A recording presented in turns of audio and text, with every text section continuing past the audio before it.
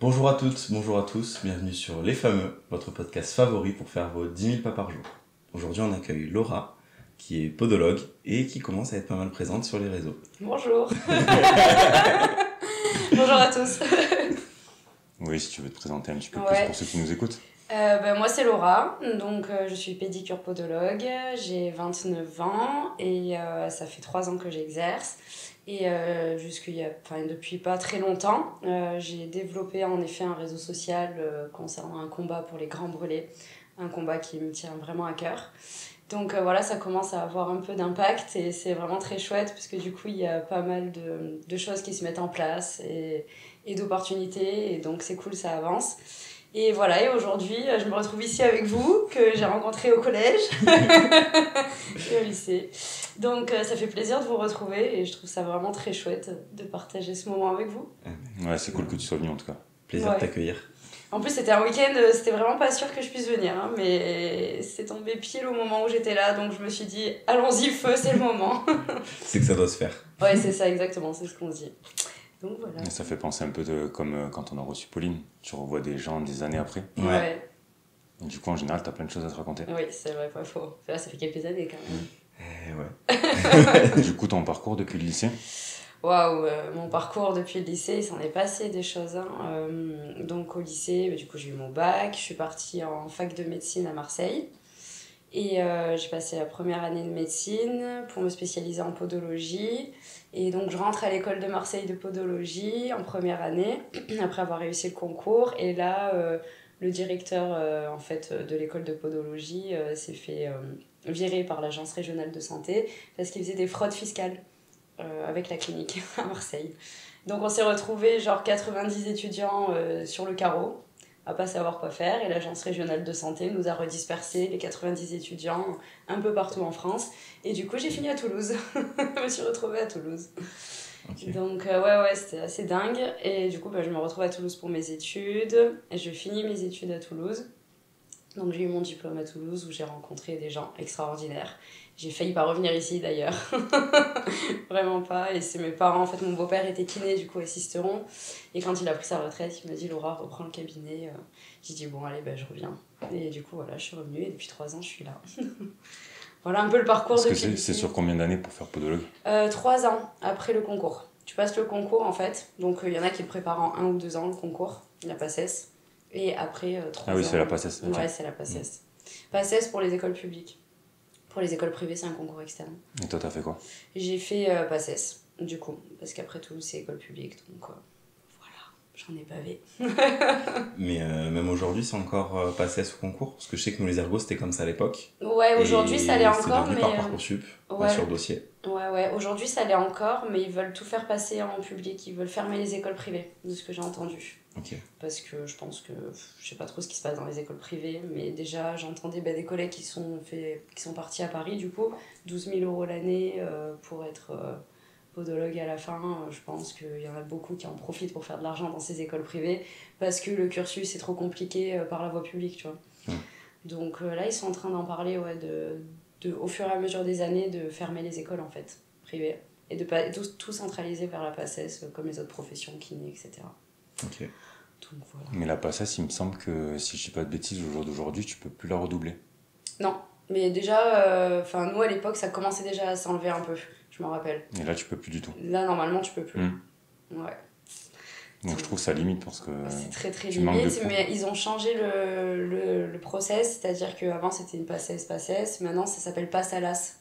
Ça s'appelle plus PACES, et du coup c'est encore un autre truc, donc ils essaient de rétablir un équilibre, je pense, mais bon, c'est pas dingue non plus apparemment. Après, je sais quoi, le projet c'était d'augmenter le numerus clausus, donc le nombre de places disponibles pour éviter que les gens redoublent tout le temps en fait. C'est-à-dire que par profession, t'as plus de places dans leur process pour avoir moins de gens qui redoublent. Oui, mais du coup, c'est plus dur d'avoir accès à un diplôme. Exactement. Du coup, c'est plus dur. Donc finalement, ça revient un peu au même. Donc il y a un grand débat là-dessus, ouais. C'est ça. Parce que t'en as beaucoup qui partent à l'étranger, du coup.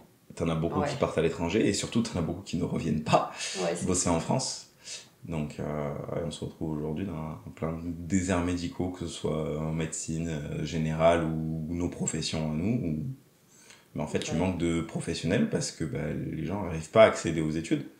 Et on se retrouve à faire venir des gens d'autres pays, qui sont certes très compétents, mais du coup, on envoie nos étudiants dans d'autres pays qui restent là-bas et on fait venir des gens d'autres pays pour venir travailler chez nous.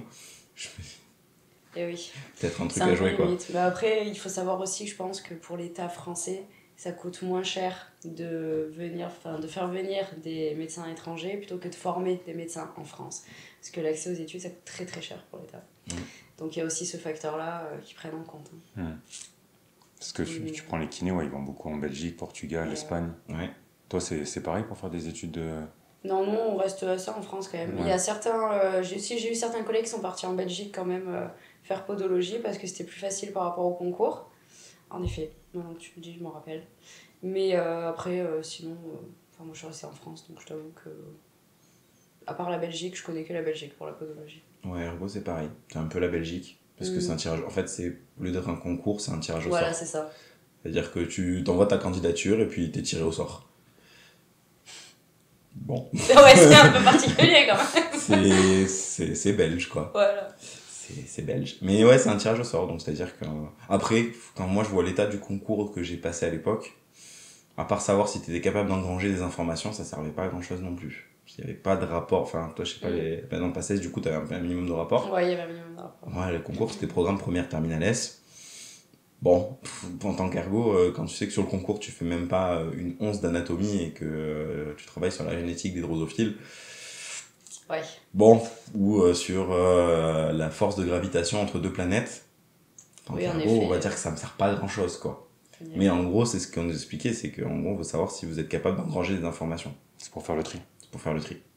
Est-ce que tu es capable de tenir 6 mois, 1 an de boulot à fond, d'engranger de l'information et de la restituer, même si t'as pas compris, on s'en fout. Ouais, c'est ça en fait. C'est vraiment du bourrage de crâne. Je me c'est rappelle du quand bourrage de crâne et de la restitution. C'était 4 mois intenses. T'apprends et concours QCM et rapide en plus, tu sais. Donc t'es là, et bien souvent avec un QCM plus long que ce qu'il faut le temps qu'on te donne pour le remplir. C'est ça. Horrible. Ouais, c'était ça sur les tests psychotechniques. En gros, il nous disait, il y a des exercices, en fait, il faut que vous appreniez par cœur les types de réponses. Vous lisez même pas le truc, quand vous savez que c'est quel exercice, vous savez que les réponses, ça va être ça, ça, ça et ça. Ouais. C'est des trucs pour aller le plus vite possible, en fait, et s'enlever ça, parce que, par exemple, s'il compte 5 minutes par exercice, je te dis, je prends un truc bâtard, mais par exemple, t'as 1 heure, t'as 30 exercices. Donc t'as jamais le temps de faire tous les exercices. Donc en fait, ils font ça pour faire le tri. Déjà, ceux qui arrivent à faire la plupart des exercices, c'est déjà une chose, et qui en plus répondent bien, c'est encore autre chose.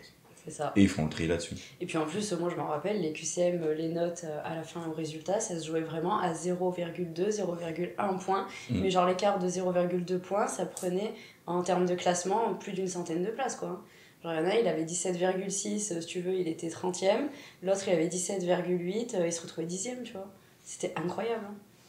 Moi, il y avait un peu moins d'écart parce qu'on était moins quand même, parce qu'on était environ 500 par concours pour en moyenne 50 places. Ouais. Donc t'avais plus d'écart par note. Ouais. Mais oui, à 1 point d'écart, tu pouvais avoir une centaine de places. Ouais, c'était hallucinant. T'as un tempérament à être anxieuse ou stressée ? Un petit peu, ouais.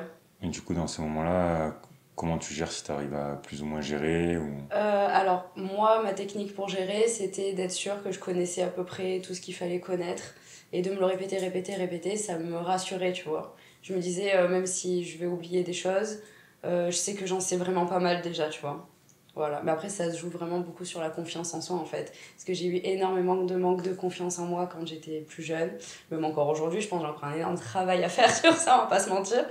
Mais du coup, le fait de me le répéter, je me persuadais moi-même et ça m'aidait à avoir un peu plus confiance. C'est comme ça que j'arrive à calmer un peu mon anxiété, tu vois. Donc là, c'était par le biais de la connaissance, en fait. Exactement. C'est ça. Parce que j'ai essayé toutes les techniques de respiration on a pu me pondre, yoga, pas yoga. Non, j'arrivais pas. Ça marchait pas sur moi. C'était compliqué. Je me suis même fait virer par une prof de yoga dans ses cours un jour, donc vraiment ça marchait pas. C'est particulier. Faut adhérer, quoi. Ah non, mais après ça a l'air super. J'aimerais trop réussir à faire ce qu'il faut. Mais... Franchement, j'aimerais trop réussir, mais j'y arrive pas. C'est trop nerveux, tu vois. C'est compliqué.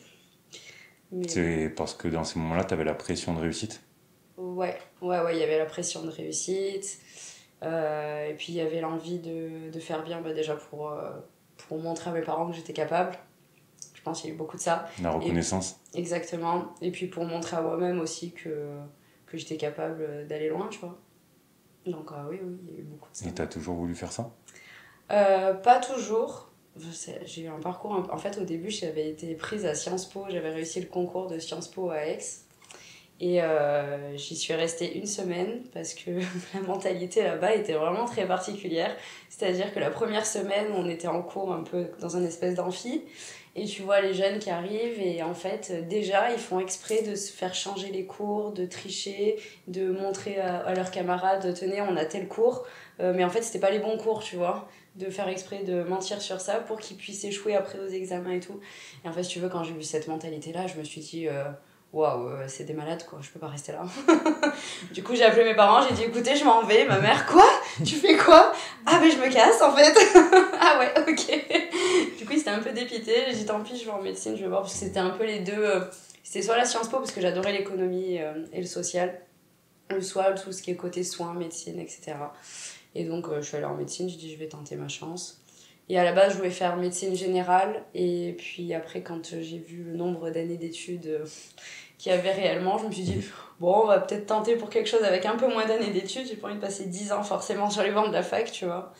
Et voilà, j'ai fait un stage chez un ami qui est podologue. Et ça m'a plu parce que t'as vraiment ce côté proximité en fait avec le patient.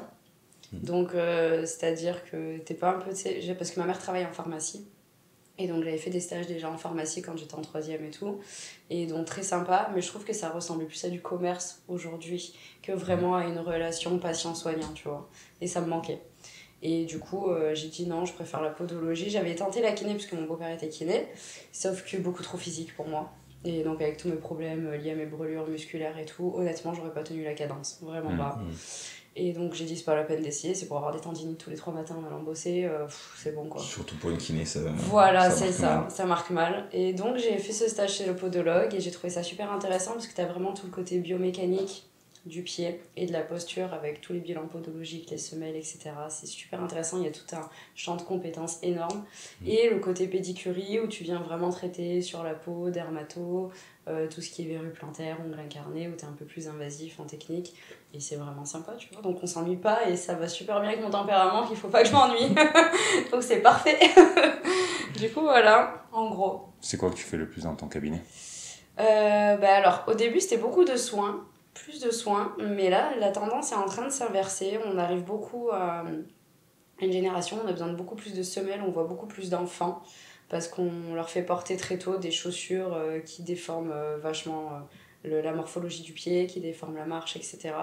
Donc on a beaucoup d'enfants et beaucoup de sportifs maintenant au cabinet. C'est assez intéressant parce que des sportifs qui s'envoient à fond, sport, et qui arrivent « Oh, j'ai mal au genou, j'ai mal là, j'ai telle tendinite. » Et oui, surutilisation. Et du coup, on regarde bien leur posture et on leur explique comment ils peuvent mieux se positionner par rapport à la marche, par rapport au pied, au centre de pression plantaire pour que la pratique du sport soit plus légère.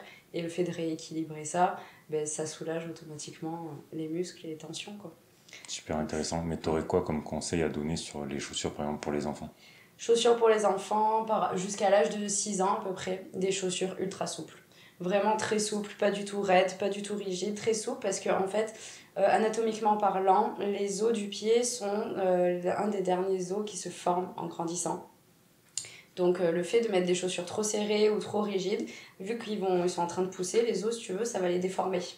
Et donc il faut vraiment que quand on est enfant, les os prennent leur place correctement au niveau du pied, même s'ils peuvent marcher pieds nus, c'est que mieux, quoi. Vraiment. Ça me correspond bien, ça. Voilà. Mais c'est comme les os des mains. Au final, chez les enfants, le geste de l'écriture, par exemple, il est assez tardif parce que jusqu'à l'âge de 8 ans, les os de la main ne se touchent pas chez un enfant. Ouais. Voilà. Donc je pense que sur le pied c'est un peu similaire. C'est quasiment similaire. Je me suis jamais trop penché sur le pied. Bah, plus la main du coup, oui. Voilà. Mais au niveau de la main, on a ce même phénomène là. Et... Intéressant, je savais pas pour la main. Tu vois. Et si tu prends la radio d'un enfant de 6 ans, en fait les os des mains se touchent pas. Ouais, nous c'est pareil. Tu prends la radio des pieds d'un enfant, je sais pas moi, de 4-5 ans, tu vois plus des ronds comme ça, c'est les noyaux cellulaires, tu vois, mais les os ils sont pas vraiment formés en totalité. Et du coup, c'est quoi les conséquences, par exemple, pour les enfants si on reste dans cette tranche d'âge ? C'est-à-dire ils viennent au cabinet, c'est quoi que tu vois le plus ? Le plus, alors en ce moment, je vois beaucoup de pronation de l'avant-pied. Ouais, pronation, ok. Ouais, beaucoup. Mais alors, j'ai une série là en ce moment d'enfants entre 5 et 6 ans qui viennent parce qu'ils ont un pied qui est à peu près correct et l'autre, droit ou gauche, pronation d'avant-pied. Et du coup, quand ils marchent ou qu'ils courent, ils tombent tout le temps parce qu'ils s'embranchent sur leur pied, tu vois. Donc, on essaie de leur réapprendre. Non, il faut ouvrir le pas. Et après, c'est beaucoup de schémas corporels aussi. Tu vois, parce que t'as pas que les pieds, t'as aussi par exemple la vue qui est liée. Donc souvent je demande est-ce que vous avez fait un contrôle ophtalmo sur votre enfant il y a pas longtemps, parce qu'en général les gens qui vont tendance à avoir regardé souvent en bas par terre, c'est qu'ils ont une mauvaise vue et forcément toute la posture va changer, tu vois. Donc c'est vraiment assez intéressant, on voit plein de choses. Moi, ouais, c'est tout le contrôle moteur quoi. Exactement, c'est pour ça que c'est cool. Ouais, c'est qu'au final en fait t'es pédicure podologue mais t'as une vue globale sur tout le corps. Exactement, t'es obligé parce que tu peux pas traiter le pied sans voir tous les facteurs externes qui peuvent jouer justement sur la posture à la marche, autant en statique qu'en dynamique, tu vois. Donc c'est intéressant. Carrément. Et si par exemple moi je viens ou Gaëtan vient, c'est quoi c'est quoi le processus d'un bilan par exemple? Alors déjà, quand on est adulte, on vient en général si on a une douleur. Si on n'a pas de douleur, ça sert à rien d'appareiller et de faire un bilan parce que ça veut dire que ton corps compense naturellement tout seul. Et il faut éviter de changer le système de compensation naturel du corps si t'as pas de douleur parce que ça risque justement de réveiller des douleurs si tu vas le contrarier. Donc douleur par exemple aux pieds, aux genoux, douleur aux articulations, aux hanches. Voilà, hanches, pieds, genoux. Jusqu'au bassin quoi. Jusqu'au bassin. Parce que membre inférieur, c'est pas lié. Exactement. Ouais, mais tu peux même avoir jusqu'au cervical du coup. Parce que si t'as une déviation au niveau du bassin, ta colonne elle va dévier jusqu'en haut. Exact, mais là ça devient un peu plus particulier parce que ça dépend de la pathologie que t'as.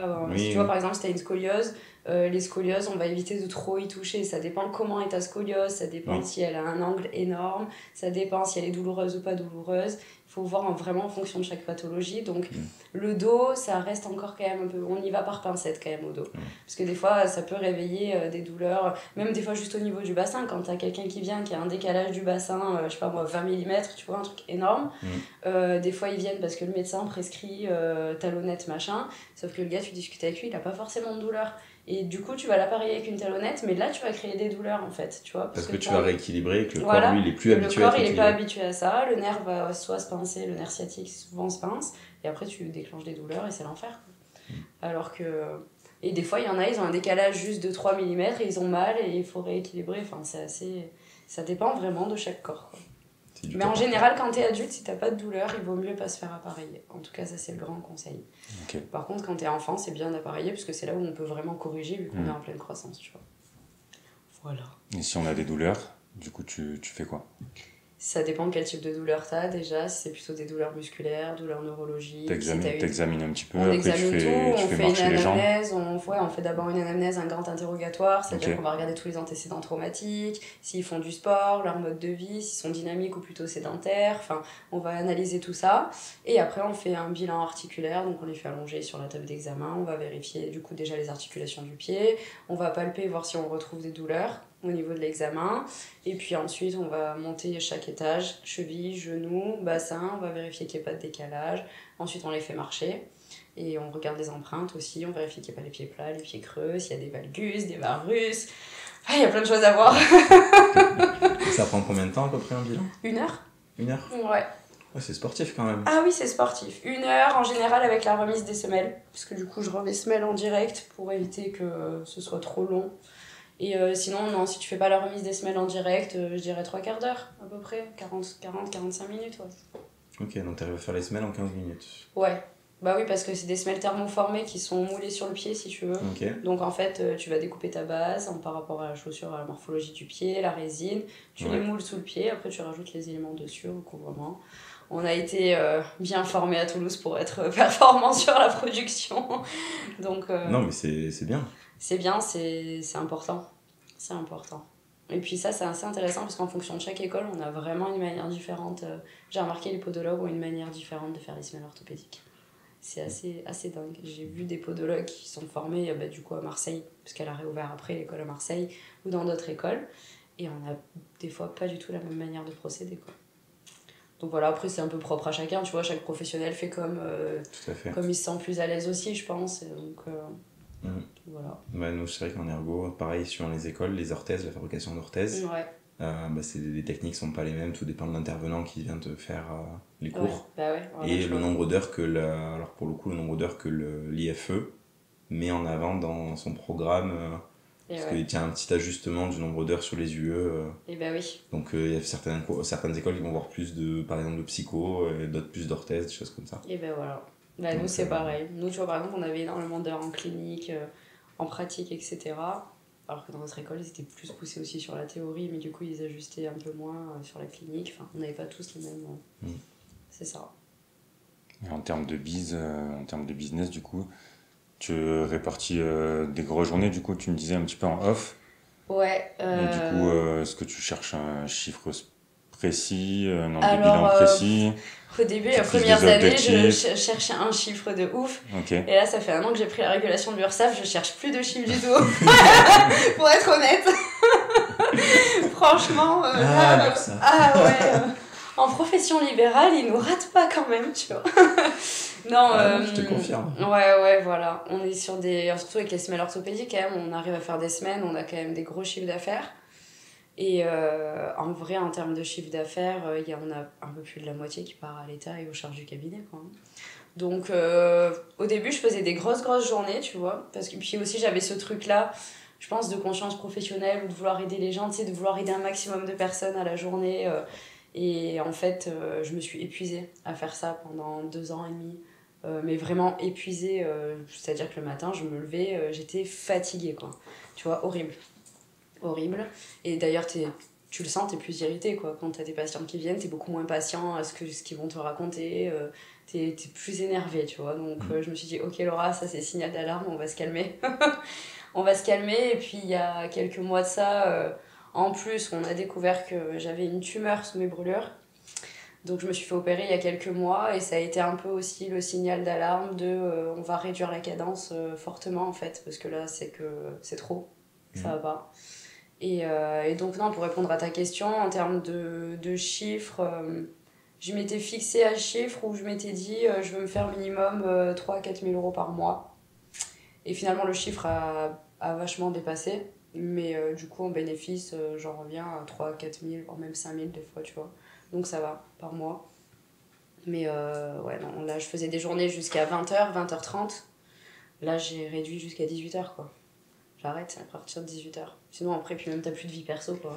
Tu rentres à la maison. Ça me fait marrer parce qu'on a eu une discussion, on s'est croisés, je sais pas si tu te rappelles. Oui, je me rappelle. Ça, où tu m'avais dit machin, mais les gens ils m'appellent, je réponds quand même et tout, je dis t'inquiète. Oui, je me rappelle, on en avait parlé. On en reparlera dans quelques mois. Et voilà.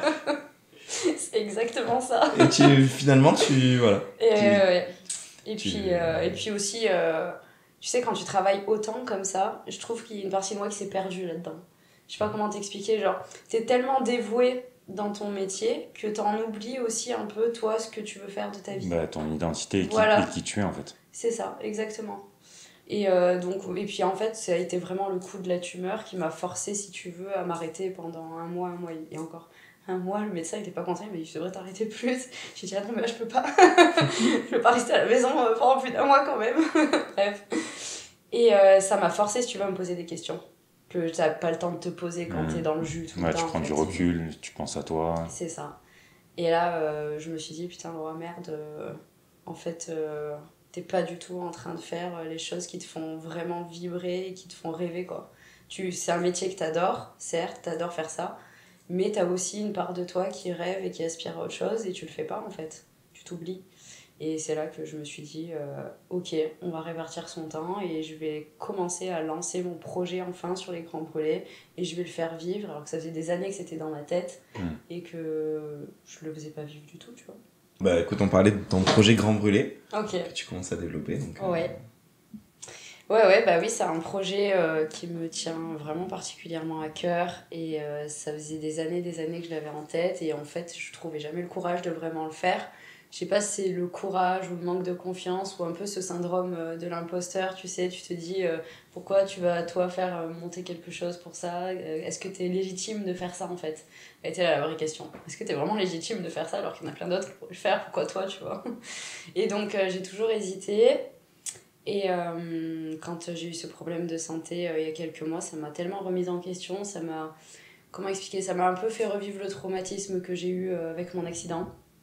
Donc tu sais un peu cette peur de plus être là du jour au lendemain.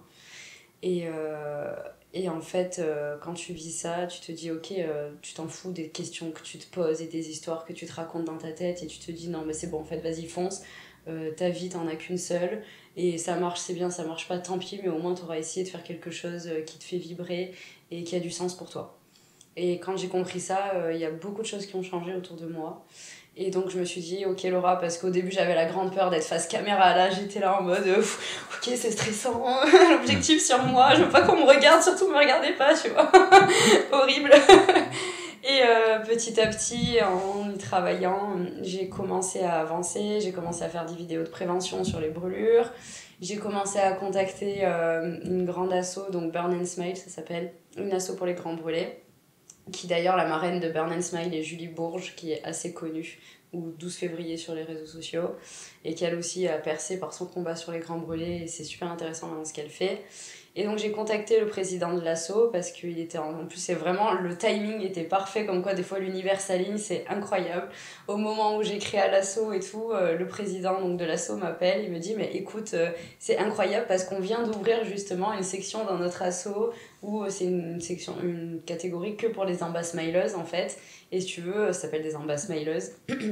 Et si tu veux, tu vas dans les hôpitaux donc de ta région et tu vas présenter l'association dans les hôpitaux, dans les services des grands brûlés de ta région pour pouvoir conventionner l'association et agir dans les services pour pouvoir apporter soit des jouets, soit des jeux aux enfants grands brûlés. Et là, ce qui est assez incroyable, c'est que donc, c'est tombé pile au bon moment et du coup, je suis allée à l'hôpital de Marseille à la Conception et donc au service des grands brûlés parce qu'ils ont un énorme pôle enfants et ados là-bas. Et en fait, j'y suis allée, mais vraiment, ils avaient des étoiles dans les yeux en nous voyant arriver parce qu'ils étaient paumés, ils ont rien du tout. Enfin, tu vas dans le service des enfants, il y a tellement pas de jeux et de jouets que les enfants grands brûlés qui doivent rester hospitalisés pendant des mois et des années sont collés toute la journée devant la télé. Parce qu'il y a rien en fait. Ils n'ont pas de budget. Il y a zéro budget. Il y a zéro budget, il n'y a rien pour eux. Pour te dire, c'est les infirmières qui prenaient les jouets et les jeux de leurs filles, de leurs enfants pour les ramener dans le service parce qu'ils n'ont rien quoi. Tu vois, les infirmières, même niveau ergonomie, justement, les infirmières, ils leur ont mis des petits bureaux sur des petits plateaux et toute la journée, elles sont comme ça, genre le dos courbé et tout. Elles finissent, elles n'en peuvent plus, elles font des demandes, tu vois, à la PHM pour avoir des subventions, etc. Mais c'est trop compliqué. Donc, quand elles nous ont vu arriver, et surtout on est une association bénévole où on ne demande pas de subvention directement à l'hôpital. Donc, on a déjà, nous, des subventions par des marques qui nous suivent, comme Chanel par exemple. C'est une marque qui est hyper engagée pour la cause des grands brûlés. Du coup, qui nous suit, donc ça nous aide beaucoup, tu vois.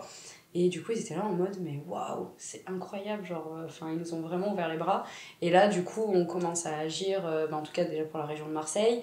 L'asso est déjà super bien référencé, que ce soit à Toulouse, à Lyon, à Paris. Mais du sud-est de la région, il n'y avait rien en fait. Et du coup, comme moi j'habite par ici, le président de l'asso m'a dit c'est une aubaine pour nous que tu rentres dans l'asso, si on peut développer quelque chose.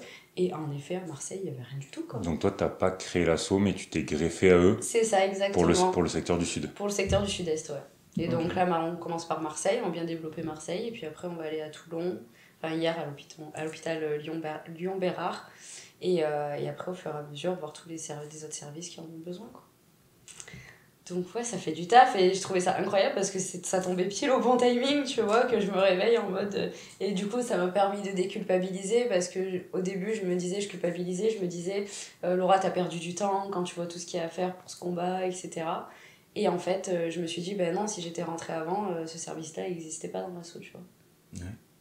Donc je me suis dit finalement c'est le bon timing. Et puis t'aurais peut-être pas eu la maturité, le temps pour le faire, t'aurais peut-être pas eu exactement, le recul mindset, nécessaire le recul, aussi. tout ce qu'il faut pour que c'est arrivé au bon moment. Exactement. C'est jamais trop tard. Voilà, donc voilà, du coup ça commence à bien évoluer. C'est très très chouette, il y a plein de belles opportunités qui arrivent pour la suite. Parce que pour remettre le cadre, c'est quoi qui t'est arrivé ? Alors j'ai eu un accident domestique quand j'avais 6 ans. Un barbecue électrique. Donc le barbecue était posé sur une table de pique-nique pliante. Tu sais, les tables bleues que tu replies comme ça en camping là. Okay. Il était posé là et mon père préparait le barbecue. Et en fait, je me suis assise à côté de lui sur le banc, dos à lui, tu vois. Et ma mère arrive et au moment où j'ai voulu aller dans les bras de ma mère, le pied de la table a cassé et tout le barbecue s'est renversé sur moi. Sauf que ce qui s'est passé à cette époque-là, c'est que mes parents ont eu peur et au lieu de me mettre sous l'eau direct, comme c'est préconisé par les pompiers et tout, ils ont enlevé mes vêtements et en tirant mes vêtements, il y a toute la peau qui est partie avec. Du coup, les pompiers sont arrivés, j'avais que 6 ans, donc je suis descendue à 4 de tension assez rapidement. Mon cœur s'est arrêté de battre, ils l'ont réanimé dans le camion des pompiers. Et l'hélicoptère s'est posé au stade à Beaulieu-Sisteron. s'est posé là-bas pour m'amener directement en service de réanimation à l'hôpital Nord à Marseille, dans lequel je suis restée 3 mois dans le coma. Et en fait, pendant ces 3 mois de coma, ça a été très compliqué. Et à la fin, si tu veux, ils voulaient me débrancher. Parce que passer 3 mois, c'est acharnement thérapeutique. Donc ils avaient dit à toute ma famille, dites-lui au revoir, c'est terminé. Enfin voilà, c'est fini. Du coup, tout le monde est venu me dire au revoir. Et je me suis réveillée, j'ai ouvert les yeux la veille au soir où ils voulaient me débrancher. Je dis salut, je suis encore là. Du coup, tout le monde était là, waouh. Tu vois. J'en ai des frissons. Et après, s'en est suivi tout un long process où je suis restée à l'hôpital. D'ailleurs, j'ai commencé l'école à l'hôpital. À la base, j'étais pas du tout dans les écoles publiques comme tout le monde. Donc, tout ce qui est petite section maternelle, enfin, tout ce qui est après section maternelle, vu que j'avais 6 ans, tout ce qui est CP, etc. La primaire. Voilà, primaire. J'étais à l'hôpital, donc je faisais l'école à l'hôpital. Et après, quand je suis revenue dans le monde des humains, comme j'aime dire, j'étais là en mode waouh, c'est la jungle ici, pourquoi ils sont comme ça, les gens, je me sentais tellement à part. C'était horrible. Vraiment. T'es restée combien d'années du coup à l'hôpital À l'hôpital, je suis restée bien 2 ou 3 ans. Ça veut dire que alors on faisait des petites sorties, tu vois, tu sortais genre 3-4 mois, mais c'était pas... T'avais quand même un suivi, tu vois, c'était pas vraiment des grandes sorties où tu pouvais avoir une vie classique, normale, quoi. Ça veut dire que t'es revenu dans le milieu scolaire ordinaire sans CE2, CM1, quoi. Voilà, c'est ça, dans ces eaux-là. Je crois que c'est ouais, ça, un CE1, CE2, un truc comme ça, ouais. Ouais, c'est ça. Je sais plus la date exacte dans ces eaux-là. Donc, c'est l'adaptation. Ouais, l'adaptation a été difficile, surtout que quand t'es enfant grand brûlé, t'es vraiment différent. Mental, ok, mais surtout physiquement aussi. Parce qu'on te fait des greffes de peau tout le temps. Donc, à l'époque, on me rasait le crâne, tu vois. On injectait un produit entre ma boîte crânienne et ma peau pour faire gonfler le crâne, pour qu'il y ait plus de peau à prendre pour greffer. Donc, déjà, t'arrives à l'école, t'es une fille, t'as le crâne rasé. T'as un compressif, tu ressembles à un œuf de Pâques, tu vois, t'es serré comme ça. Donc déjà t'es là, tu dis, tous les gens te regardent, en plus quand t'es enfant, tu sais, c'est pas pareil que quand t'arrives au collège, déjà t'as un petit peu mieux de compréhension quand même. Là quand t'es vraiment enfant comme ça, ils sont tous là, mais t'as vu pourquoi, qu'est-ce qu'elle a? Et toi t'es là, tu fais, t'as juste envie de rester seule, tu vois, t'as peur. Et c'est assez intéressant de voir ça aujourd'hui avec le recul en fait. Parce que, tu vois, avant, tu pouvais te sentir encore vexée par rapport à ça ou touchée. Et finalement, avec le recul, je me dis que ça m'a aidée à être plus forte aujourd'hui. Et justement, à me donner les moyens d'engager ce genre de combat, en fait. Ce qui m'a donné aussi cette force de résilience-là, tu vois, de me dire, ok, Laura, ça t'a pas tuée. T'as quand même réussi à t'intégrer. T'as réussi à faire en sorte d'avoir un métier qui soit plutôt correct. T'arrives à aider les gens. T'arrives à avoir une vie plutôt normale, entre guillemets. Enfin, tu peux le faire, tu vois. Tu peux le faire, malgré tout ça. Donc... Et du coup, dans ce grand malheur, t'aurais des conseils pratiques, c'est-à-dire si par exemple t'as quelqu'un qui nous écoute et qui vit quelque chose comme ont pu vivre tes parents, ouais. Du coup tu parlais de mettre la personne directement sous l'eau, il y a d'autres choses à faire? Ouais, alors quand on se brûle, déjà une des premières règles à savoir sur n'importe quelle brûlure, c'est la règle des 3x15.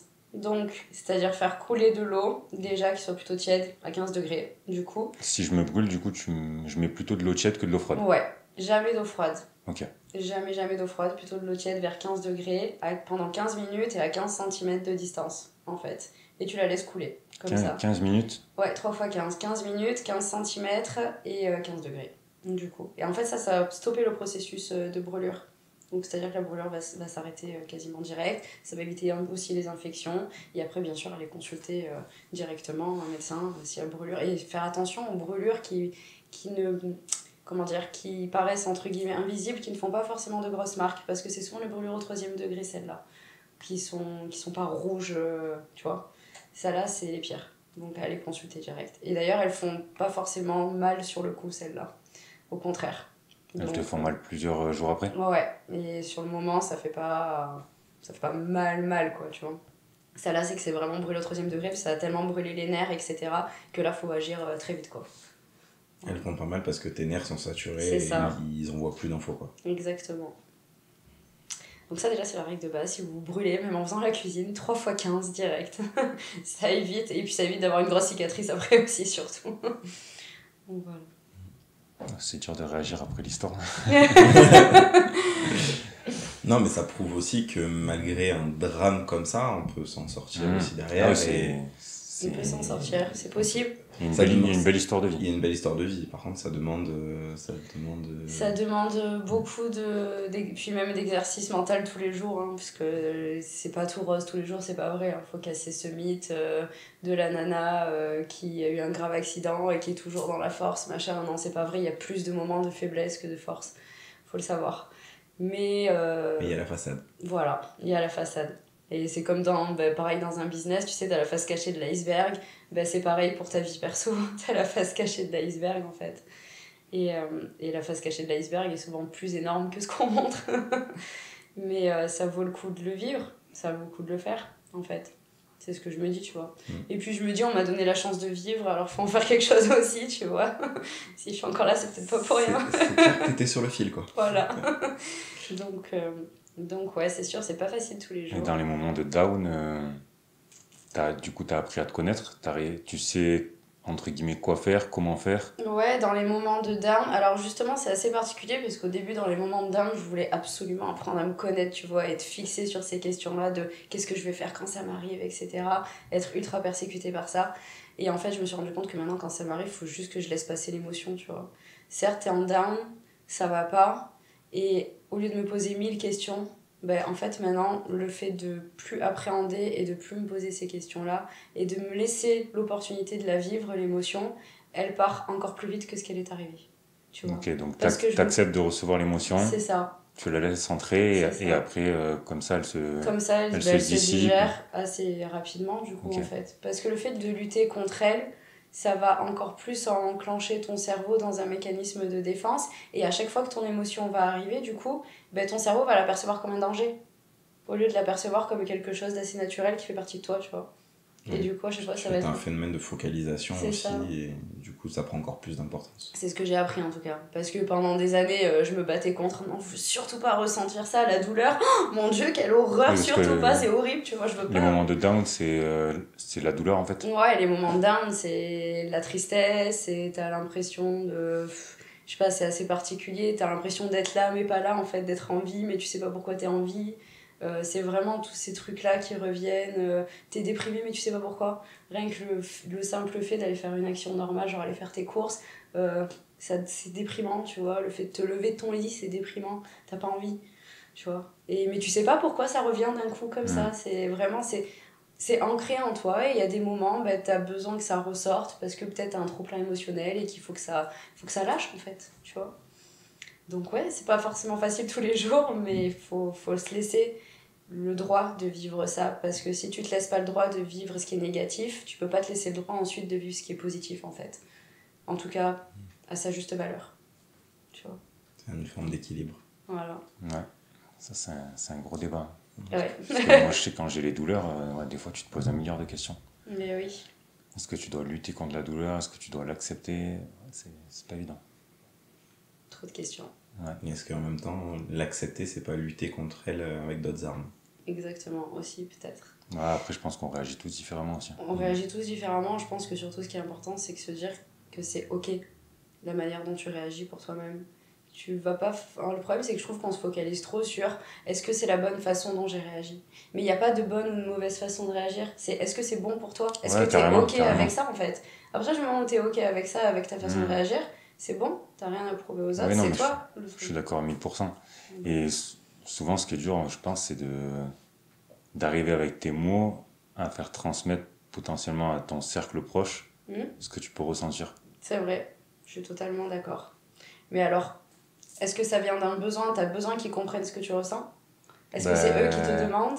Non, pas forcément s'ils te le demandent, mais à partir du moment où c'est ton cercle proche, comment tu peux dire, mais t'as envie qu'un minimum ils comprennent pourquoi peut-être tu vas faire telle action ou tel comportement.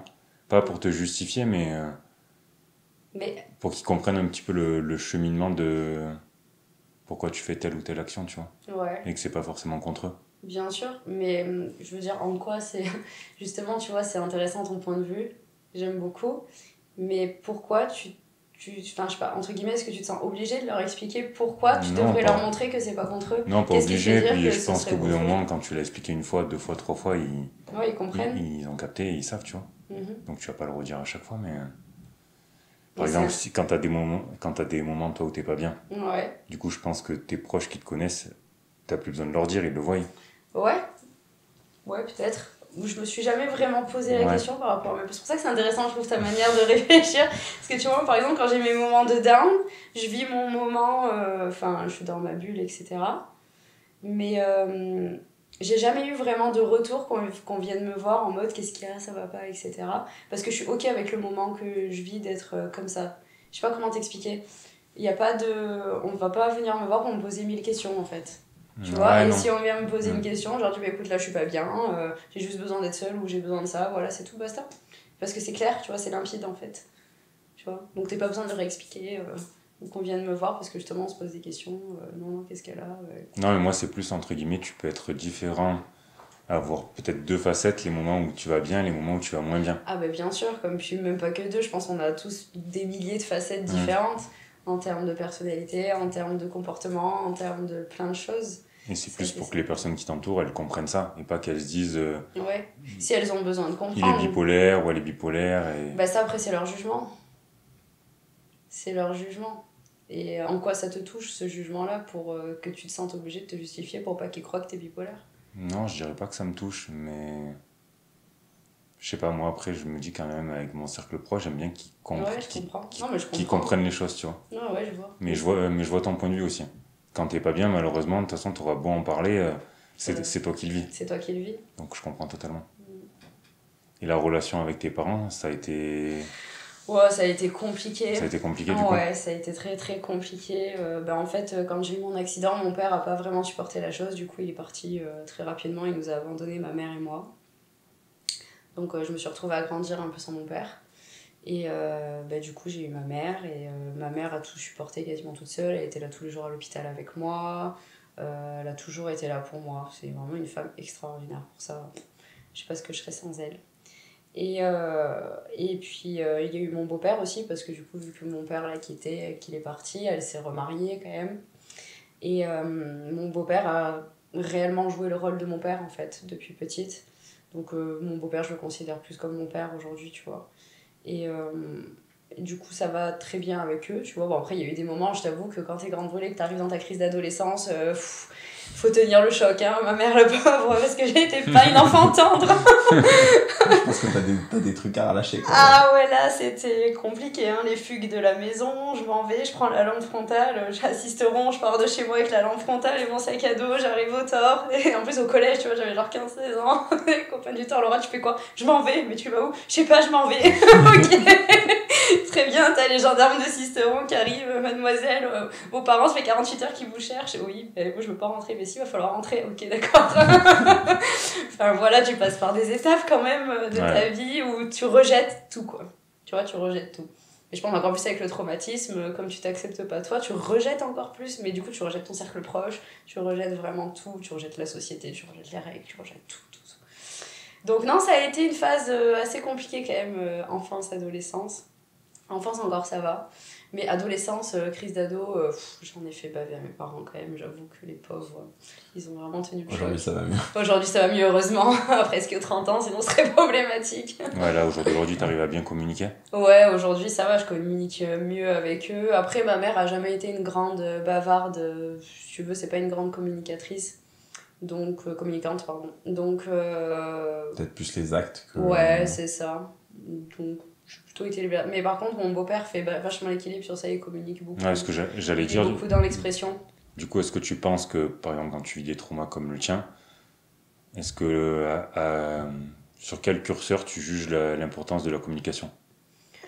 Alors en vrai, je trouve que la communication c'est super important, mais c'est super important parce que j'en ai beaucoup manqué et que je le retrouve aujourd'hui dans ma vie perso, pas dans ma vie pro bizarrement, je pense que je fais l'équipe parce que dans ma vie pro je communique énormément, mais dans ma vie perso j'ai eu beaucoup de soucis de communication, du mal à exprimer mon point de vue, du mal à dire quand ça va pas, et c'est un truc qui m'a énormément manqué et je m'en rends encore plus compte aujourd'hui avec un trauma comme le mien, je trouve que c'est vraiment important d'apprendre à communiquer. Et c'est pour ça que ça me faisait écho ce que tu disais, parce que justement, je me disais, pétard, c'est un truc que j'ai pas fait, tu vois. C'est ça que j'essayais de te dire, je l'ai peut-être pas dit de la bonne manière. Ouais, mais du coup, maintenant, je vois. Et c'est vrai que c'est un truc que j'ai vraiment manqué et que j'apprends aujourd'hui un peu plus, de plus en plus. Et ce qui est une épreuve, hein, parce qu'aujourd'hui, ça fait 3 ans que je suis en couple. Et dans mon couple, tu vois, la communication, ça a été très compliqué, quoi.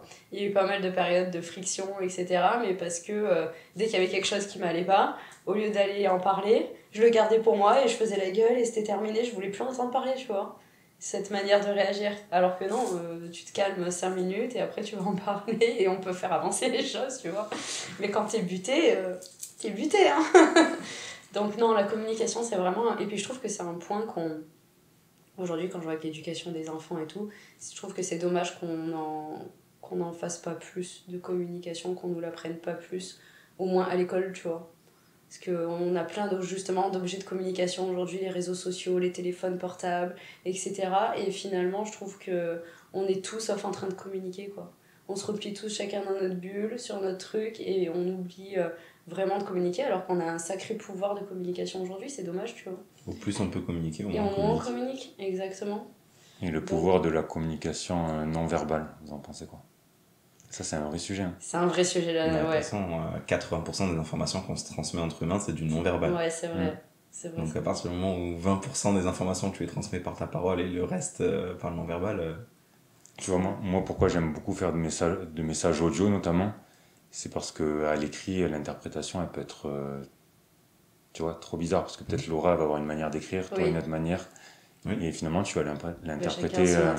Alors que déjà, quand tu lis avec ton intonation à toi et pas celle de l'autre. L'audio, tu entends l'intonation de la personne, le mood qu'elle va y mettre, tu sens si elle est en down ou si elle a de l'énergie, tout ça. C'est vrai, je suis d'accord. Et alors, après, en physique, la communication non verbale, en vrai, surtout quand tu commences à bien connaître les gens. Des fois, t'as même pas besoin de leur dire ça va ou ça va pas, tu sais. Et puis, même quand tu connais pas les gens, je trouve que c'est plus facile d'aborder, de poser des questions, de communiquer avec quelqu'un que tu connais pas, que tu rencontres par exemple dans une soirée ou que tu connais pas et c'est la première rencontre, la première fois que tu parles avec la personne. Je trouve que c'est plus facile de savoir si déjà d'accrocher rapidement quand tu es... Ouais, tu sens s'il y a le feeling ou pas. C'est ça. Je veux dire, sur les réseaux, on se connaît pas, je t'envoie un message. Ah oui, sur les réseaux. Ah bah oui, c'est clair. Ça, c'est autre chose. Non, mais en soi, tu es sur un groupe, j'ai une bêtise, je ferai un truc, mais un exemple bête, mais tu es sur un groupe Facebook, tu envoies un message à quelqu'un que tu connais pas, tu es sur un groupe fermé, sur une passion commune, tu as moins d'accroche facile, tu vas moins créer de liens que si tu te rencontres à un rassemblement de ce groupe-là en vrai et que tu vas aller voir la personne directement et que tu vas lui parler pour la première fois. Potentiellement tu vas lui parler, ça va devenir un très bon ami, alors que sur les réseaux ça peut être compliqué, ça peut être plus compliqué de créer du lien sur ce genre de truc. Même si tu as accès à plus de gens, au final l'accroche que tu vas créer sur les gens va être moins importante. Je suis d'accord, et en plus ça je l'ai expérimenté il y a pas longtemps parce que je suis rentrée dans un groupe où c'est une nana qui s'appelle Lise Favre. Et elle a percé sur les réseaux parce qu'elle fait plein de tutos montage pour les vidéos, etc. C'est super intéressant. Et du coup, elle faisait une formation. Donc, je suis rentrée dans la formation. On est genre à peu près 14, tu vois, dans le groupe. Okay. Et au début, on communiquait par écrit. Et en fait, c'est vrai qu'on n'a pas du tout eu la même énergie à partir du moment où on s'est tous rencontrés en visio, même si c'est qu'un visio, tu vois, mais qu'on parle, etc., qu'on se voit. À partir de ce moment-là, le groupe, il a pris une énergie totalement différente. Et c'était incroyable, tu vois, on se pousse tous vers le haut, on s'envoie des vidéos, celle-là, tu penses quoi de ma vidéo, qu'est-ce que je ferais, qu'est-ce que tu ferais à ma place, enfin vraiment c'est incroyable, tu vois. Alors qu'au début, quand t'es juste comme ça à l'écrit, tu ressens moins l'énergie en fait, je pense, tu vois, tu ressens moins l'énergie, c'est ça. Mon complet. C'est assez dingue. L'écrit, j'ai tendance à vite me lasser. Alors que déjà, si tu t'appelles ou tu fais des audios... C'est long, excuse-moi, mais moi ça me saoule d'écrire des messages. T'es là, tu as perdu 5 minutes, tu dis putain, tout ce que t'aurais pu faire en 5 minutes, incroyable, au lieu d'être là avec tes pouces. Du coup, tu fais le vocal de 5 minutes. Ouais, grave. Ouais, mais au moins tu dis plus de choses. Parce que 5 minutes de cris de pouce et 5 minutes de vocaux. Ouais, puis je trouve que c'est même plus agréable pour la personne qui reçoit le message. Alors, il y en a qui aiment pas du tout les vocaux. Ouais, c'est vrai. Il y en a qui ne supportent pas ça. C'est vrai, maintenant que tu le dis, j'avais eu une discussion, il y en a qui aiment pas. Ah ouais, clairement. Il y en a qui aiment pas ça. Mais c'est anxiogène pour eux. Il y en a certains. Toi, t'es team quoi? Moi, j'aime bien les vocaux, mais après, ça dépend du contexte. Parce que tu peux pas toujours les écouter. Et ouais. Ou tu peux pas les écouter sur le moment. Donc après, alors qu'un message, tu peux. Mais du coup, t'es peut-être moins dans la communication, vu que le message, tu peux le faire en faisant autre chose. Alors que le vocal, t'es obligé de te concentrer là-dessus. Il y a du pour et du contre. Moi, j'aime bien les deux, perso. Ça dépend du contexte et de ce que j'ai envie de transmettre. Moi, je suis plus team vocaux. Je préfère les vocaux, 1000 fois. Pourquoi? Parce que déjà c'est plus rapide et moi j'ai un problème avec le temps, enfin j'ai une notion de temps dans ma tête, c'est assez particulier, donc le fait que ce soit plus rapide ça me correspond beaucoup mieux, mais surtout que le message en fait ça me saoule parce que j'ai l'impression qu'il faut tellement se concentrer entre ce qu'il y a dans ta tête, ta pensée et le temps que ça va mettre à écrire. Déjà j'ai le temps de penser à 10 000 trucs et donc j'oublie ce que je veux écrire, tu vois. Donc déjà ça, moins productif je trouve. Et puis ouais, je sais pas, je trouve que c'est une perte de temps. Et puis perso, moi quand je reçois un message, un pavé comme ça, j'arrive pas à lire correctement en entier, tu vois, genre je lis en diagonale, tu vois. Style le message WhatsApp que je t'ai envoyé. Voilà. Par exemple, je lisais les premières phrases des points par point, je dis ok c'est bon, j'ai compris, dernière phrase, allez c'est bon. Parce que tu vois, j'allais y venir des fois, par contre l'écrit c'est bien pour un peu, voilà, pas... Après oui, pour les trucs comme ça cadrés, ouais, un peu cadré, côté pro. C'est important. Ouais. Après, moi j'aime bien les écrits pour les messages très courts. Genre un ok, un voilà, genre. C'est ça. Genre un vocal pour ça marche. Bah, ouais, c'est un peu inutile. Oui, non, mais là dans ce cas-là, je suis d'accord. Sinon, tu le dis pas, quoi. Enfin, même tu utilises. Ou tu mets un smiley validé, ou un truc pouce, ça va. Moi, et votre réseau social préféré? Pourquoi là on parle de communication, donc tu communiques sur quoi toi? Moi je communique beaucoup sur Insta, mais mon réseau social préféré c'est YouTube, bizarrement. Donc tu communiques sur Insta, mais en fait je suis grave consommatrice de YouTube parce que j'adore les vidéos longues, pas mal de youtubeurs, etc. De gens qui montrent leur expérience et qui font des expériences aussi, donc c'est assez intéressant. Donc j'adore ça parce que ça éveille beaucoup ma curiosité en fait. Mais après, Insta aussi, je suis une grande consommatrice, forcément. Mais c'est plus sur des shorts. Format court. Ouais, sur des formats courts, tu vois. Donc, et puis surtout pour la portée que ça peut avoir. C'est plus facile, j'ai l'impression, de se développer maintenant sur Insta. Sur YouTube, c'est un process qui est quand même assez long, j'ai l'impression. Et qu'il faut... Vous devez bien savoir avec votre podcast. c'est long, hein. YouTube, il faut avoir de la patience. Petit à petit. On avait reçu Dan, tu sais, qui nous disait... Ouais. Dan, du coup, c'était un jeune qui avait 23 ans, qui avait déjà 1 million d'abonnés sur TikTok. Ouais. Et il nous disait, oui, TikTok ou Insta, ça peut se développer assez rapidement. C'est ça. Alors qu'il nous avait dit, les gars, sur YouTube... c'est challenge, hein. Mais après, du format long, moi en plus, je consomme beaucoup de podcasts et de formats longs. Toi, t'es un peu pareil aussi. T'es obligé de passer par YouTube, quoi. C'est ça, exactement. YouTube et Spotify, Deezer. Ouais, Spotify, voilà, pour les audios. Du coup, en fait, là, on a plus de visibilité en fait sur YouTube et après ça renvoie sur les gens qui veulent écouter. C'est ça. Ouais, puis avoir un visuel sur les gens que tu écoutes, moi je sais que j'aime bien. Oui, je suis d'accord. Ouais, après au final tu vois, la plupart des consommateurs de podcasts au final l'écoutent et regardent pas la vidéo. Mais t'as des gens qui aiment bien. Parce qu'on en revient sur le côté non-verbal. Et tu sais, de voir un peu les mimiques des gens, tout ça. Exactement. Ouais. Mais après, oui, vous pouvez aller sur Spotify et sur Deezer si vous voulez écouter en audio. On est disponible. Les grands objectifs de l'asso, du coup. Grands objectifs. Parce que du coup, toi, tu disais ton rôle principal, c'est de développer la partie sud. Ouais. Et t'es toute seule? Je suis toute seule pour l'instant. D'accord. Pour l'instant, je suis toute seule. Bon, après, on a des réunions de groupe, hein, bien sûr, avec le président et les autres membres en visio, 1 fois par mois, c'est tous les premiers mercredis du mois. Mais pour l'instant, sur le sud-est, je suis toute seule. Là, on est justement en train de faire des étapes de recrutement pour voir déjà est-ce qu'il peut y avoir quelqu'un pour m'aider pour Marseille et pour développer ailleurs. Parce que j'adore faire ça, mais c'est vrai que toute seule, c'est quand même beaucoup de boulot.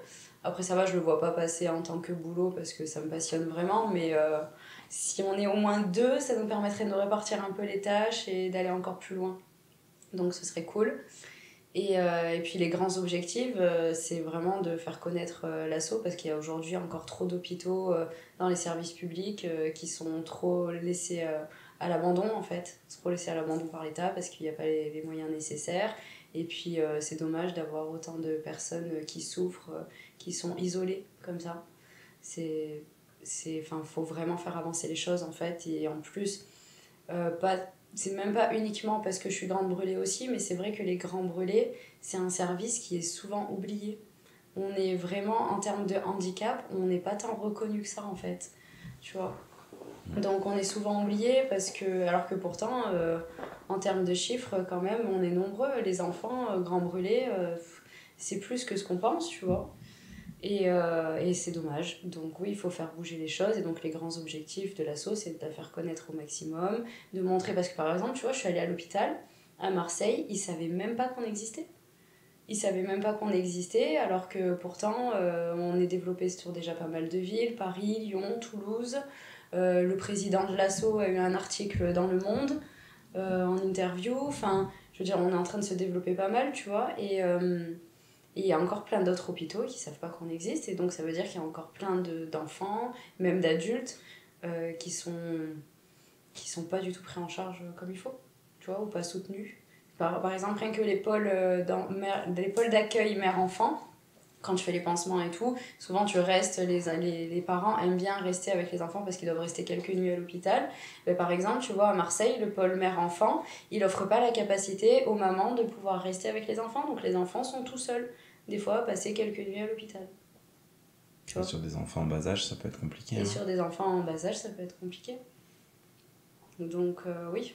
Et ça serait quoi les grands services à mettre en place ? Alors les grands services à mettre en place, déjà, on a 3 actions principales. Donc surtout, on se concentre beaucoup sur les enfants. On fait peut-être plus tard les adultes, en tout cas c'est pas le cas maintenant, mais beaucoup les enfants. C'est de quel âge à quel âge ? C'est entre 6 et 13-14 ans à peu près, déjà. Et en fait, les 3 actions principales, c'est tout ce qui est action mise en place de jeux et jouets pour divertir les enfants, faire des activités, des animations, genre par exemple là à Toulouse récemment, on a eu un spectacle de magie, tu vois, on a fait venir quelqu'un qui fait de la magie, ça leur permet de sortir un peu aussi de leur cocon. En plus à cet âge-là, la magie c'est chouette. C'est ça, exactement. Et ensuite, on a plein d'ateliers où on vient aussi offrir du mobilier pour ceux qui en ont besoin, par exemple les infirmières, tu vois, qui ont besoin de beaucoup de mobilier, même les enfants. Et puis on a un grand truc aussi, c'est incroyable, c'est que pour Noël, on fait ce qu'on appelle le Noël des enfants à l'hôpital.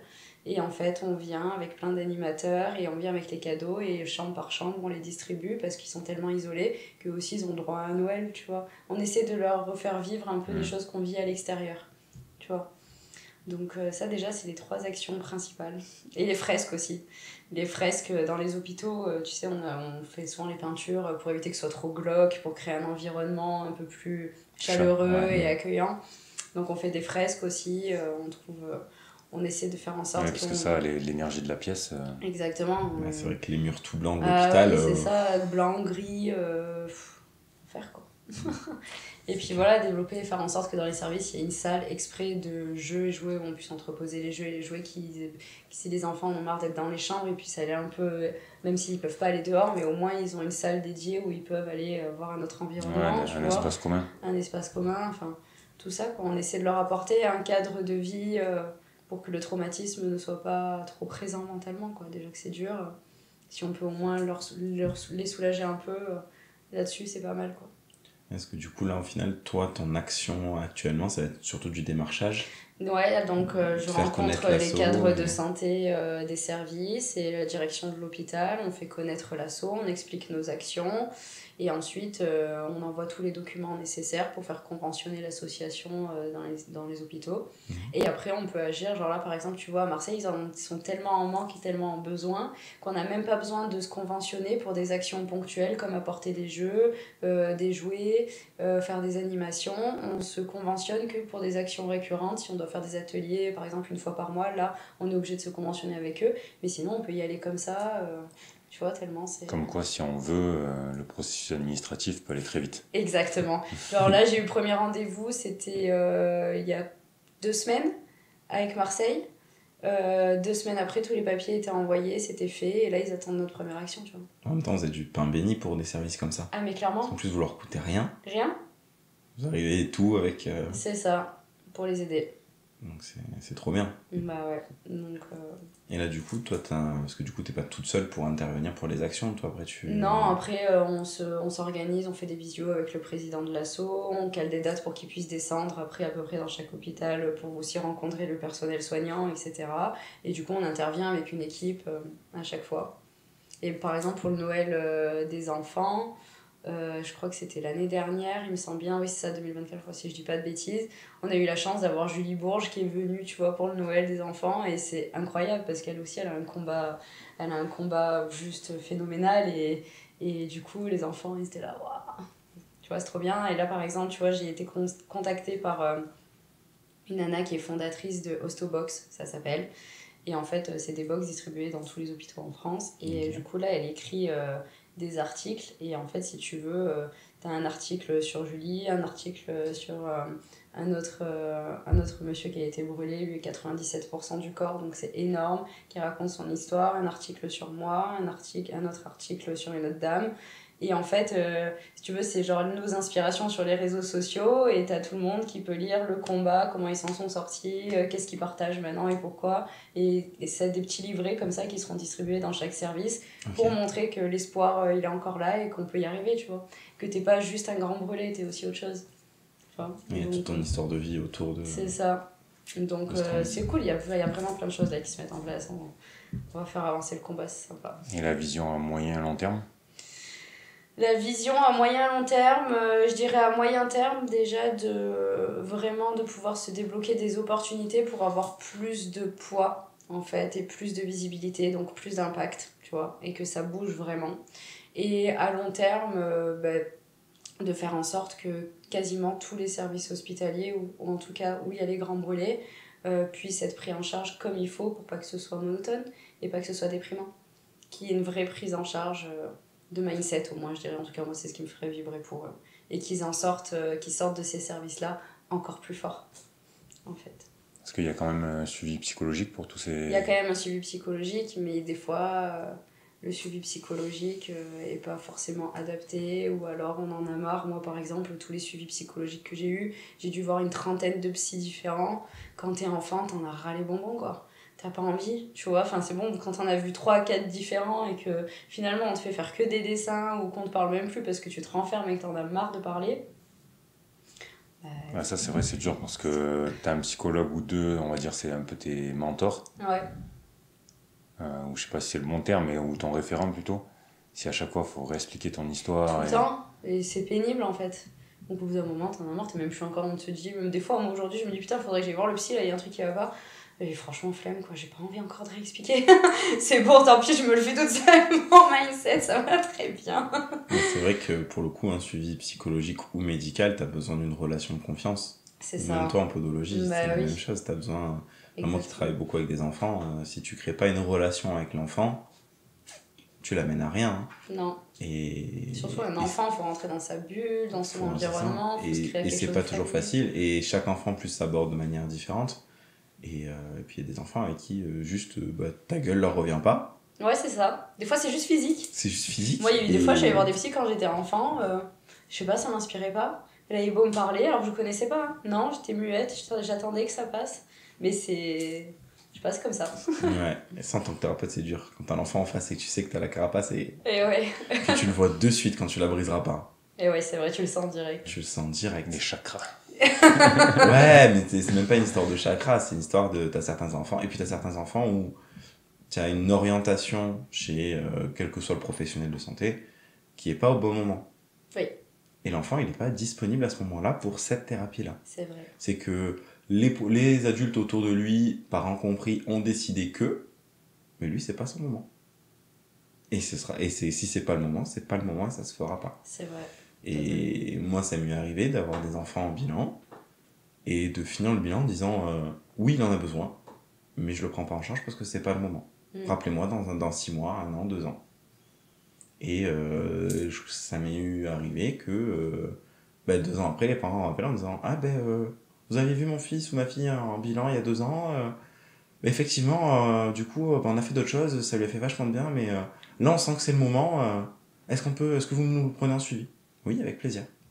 Et là, tu démarres le suivi, et là, ça se passe très bien. Là, ça se passe, ouais. Bah oui, alors que je sais très bien que si j'avais entamé le suivi tout de suite, j'aurais juste perdu du temps, fait perdre du temps à l'enfant, fait perdre du temps aux parents et de l'argent, et en fait, dégoûter l'enfant de la thérapie en elle-même. Et au final, tu fais du contre-productif. Et ouais. Mais avec des psychologues, encore plus, où t'as des enfants, à mon sens, Si la relation se fait pas, ben elle se fait pas. Et t'as beaucoup d'enfants. Je trouve que la psychologie infantile, c'est vraiment un domaine particulier. C'est très particulier, je suis d'accord. Pouvoir être en capacité cognitive et avoir la maturité de prendre du recul sur le traumatisme que tu vis à 6 ans, 7 ans, 8 ans. C'est très compliqué.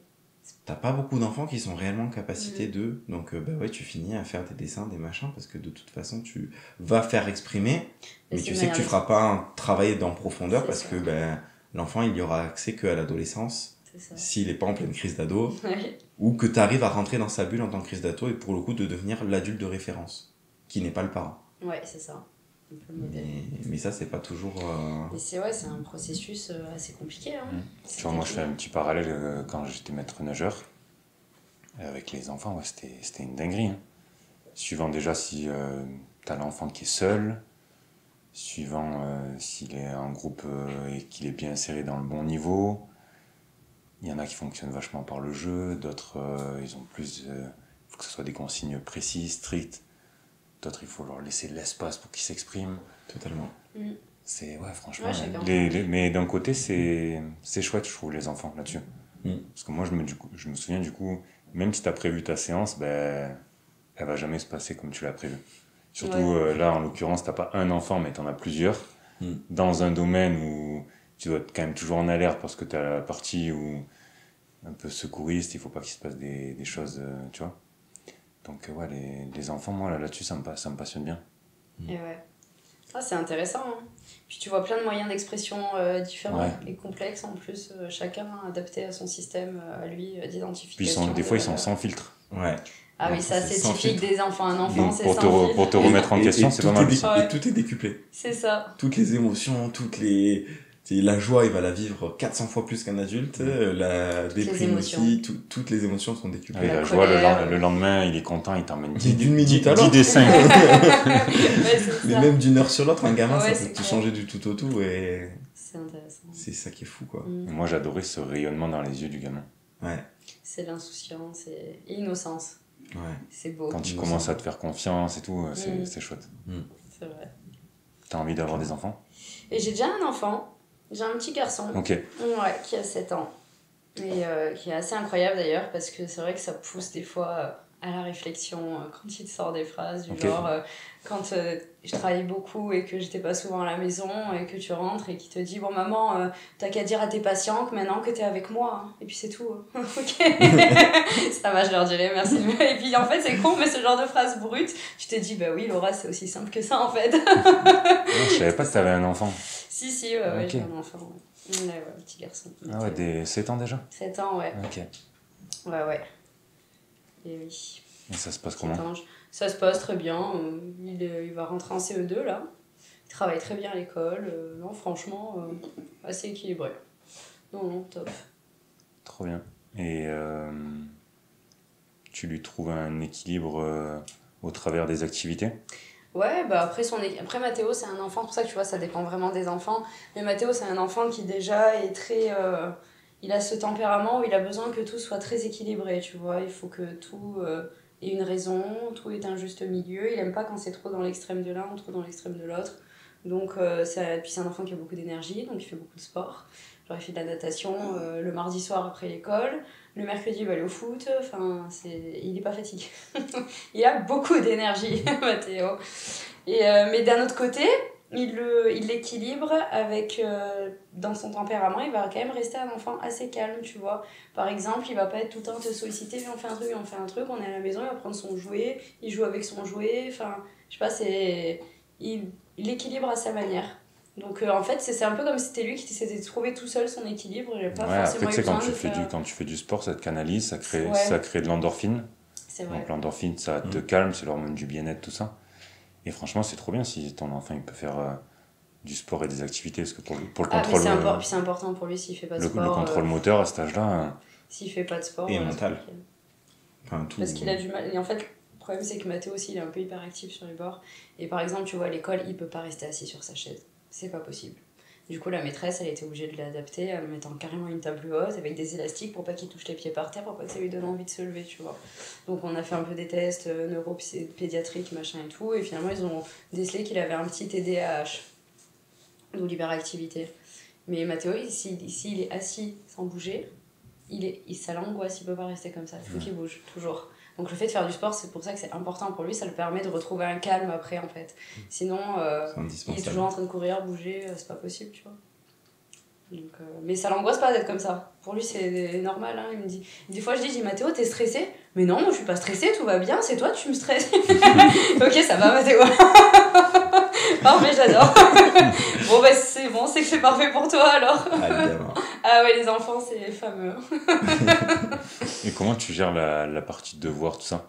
Parce qu'il y a des parents, ça les stresse, tu vois. Non, ça me stresse. Bah après, quand j'étais enfant, on m'a tellement persécuté avec les devoirs que justement, je le prends plus à la cool. Aujourd'hui, j'ai pas envie de faire vivre ce qu'on m'a fait vivre, tu vois. Parce que ma mère, c'était vraiment... par exemple, les tables de multiplication, quand je rentrais de l'école, si je les savais pas à l'endroit tout et à l'envers, ben, je pouvais pas les goûter, quoi. Tu me les récites à l'endroit, à l'envers, de la 1 à la 9, sinon tu peux pas goûter. Alors des fois, autant te dire que... Du coup, non, je me suis dit, bon, je peux quand même pas faire vivre ça à mon enfant. Du coup, 7 x 7 Ça va, 49. Quand même. Ah, c'est bon, là, je les connais bien à force. Et donc, non, tu vois, j'avais pas forcément envie d'en faire un fardeau parce que... En plus, après, tu prends en grippe la chose à force de buter. Au bout d'un moment, t'es fermé, quoi, t'as plus envie. Donc on fait les devoirs, c'est important, mais quand je vois qu'il y a des moments où il faut des pauses, on prend des moments de pause, on laisse respirer et puis on revient après dessus. Et puis en plus, Mathéo, il a un truc, c'est qu'il supporte pas mal faire, tu vois, il déteste ça. Par exemple, quand il essaie de faire un exercice et qu'il voit qu'il y arrive pas, il se met dans des états, je suis nul, je suis trop nul. Je dis, mais non Mathéo, non, calme-toi, t'es pas nul, c'est normal. Il supporte pas l'échec, il faudrait tout réussir de suite, tu vois. Je dis non, c'est par l'échec en plus que tu vas réussir à apprendre mieux et à faire encore mieux que ce que tu faisais avant, tu vois. Donc et puis c'est rigolo parce que cet apprentissage-là avec ton enfant, ça t'en apprend aussi sur toi. Parce qu'il y a beaucoup de comportements que ton enfant fait, mais aussi qui sont le miroir de ce que toi tu lui renvoies. Complet. Et là, des fois tu le vois faire, tu te dis... Pétard, mais peut-être que je le fais un peu ça moi aussi, tu vois. Du coup, tu te remets en question et bizarrement, ça te permet de te remettre en question, de changer certains de tes comportements et c'est le fait de l'avoir expérimenté déjà une fois, tu vois que le comportement de ton enfant, il change tout seul. Juste parce que toi, t'as changé ton comportement. Complet. Mais c'est un mimétisme énorme entre l'enfant et les parents. Mais je me rendais pas compte, tu vois, au début, et à force de me le dire et de l'expérimenter, je me dis waouh, mais c'est frappant en fait. Mais tu vois, ce comportement de perfectionniste, de frustré de pas réussir, etc., moi, c'est quelque chose que je retrouve de plus en plus par contre chez les enfants. Ouais, c'est vrai. Je pense qu'il y a un truc niveau sociétal qui. Compétition tout le temps avec les enfants, faut être le premier là, faut être au sport, rien que le sport. Faut être le premier, faut être le plus performant, il faut y arriver. À l'école, faut être le premier de la classe. Si t'as pas des bonnes notes, tu pourras pas faire des bonnes études, tu pourras pas avoir un bon métier. On est dans une société et il y a une pression tellement importante sur les enfants que en fait ils sont tous dans cette frustration, enfin tous non, mais de plus en plus dans cette frustration de j'ai pas réussi l'exercice donc je suis une merde. C'est ça, exactement.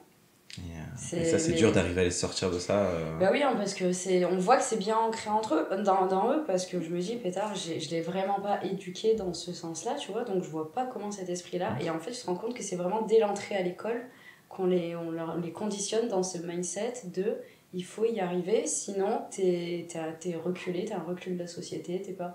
Mais parce qu'en fait, à la maison, on n'est pas comme ça, tu vois. Ouais, mais je trouve qu'on valorise pas assez l'échec à l'école.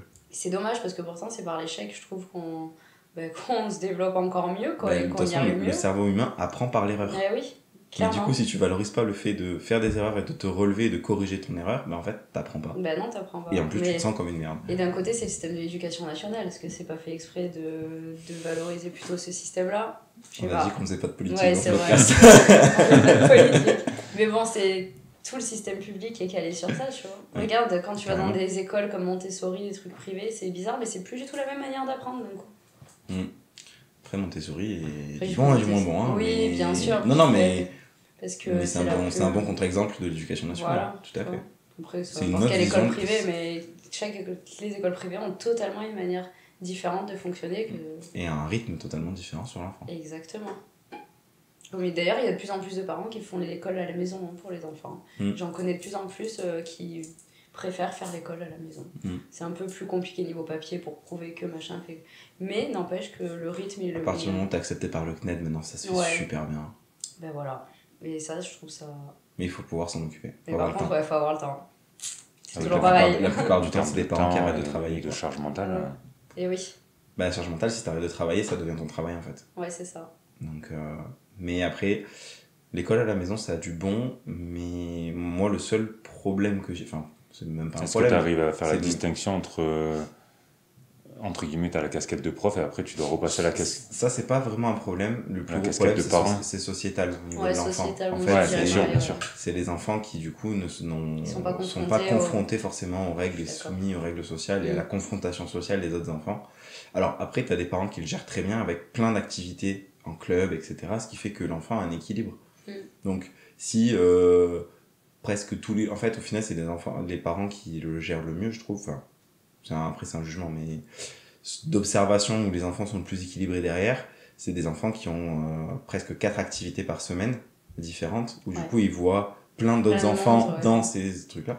Et au final, les enfants sont moins fatigués, parce que le temps passé au niveau scolaire est moins important qu'à l'école, et au final, le temps qu'ils passent en société avec du monde et d'autres enfants, c'est que du plaisir.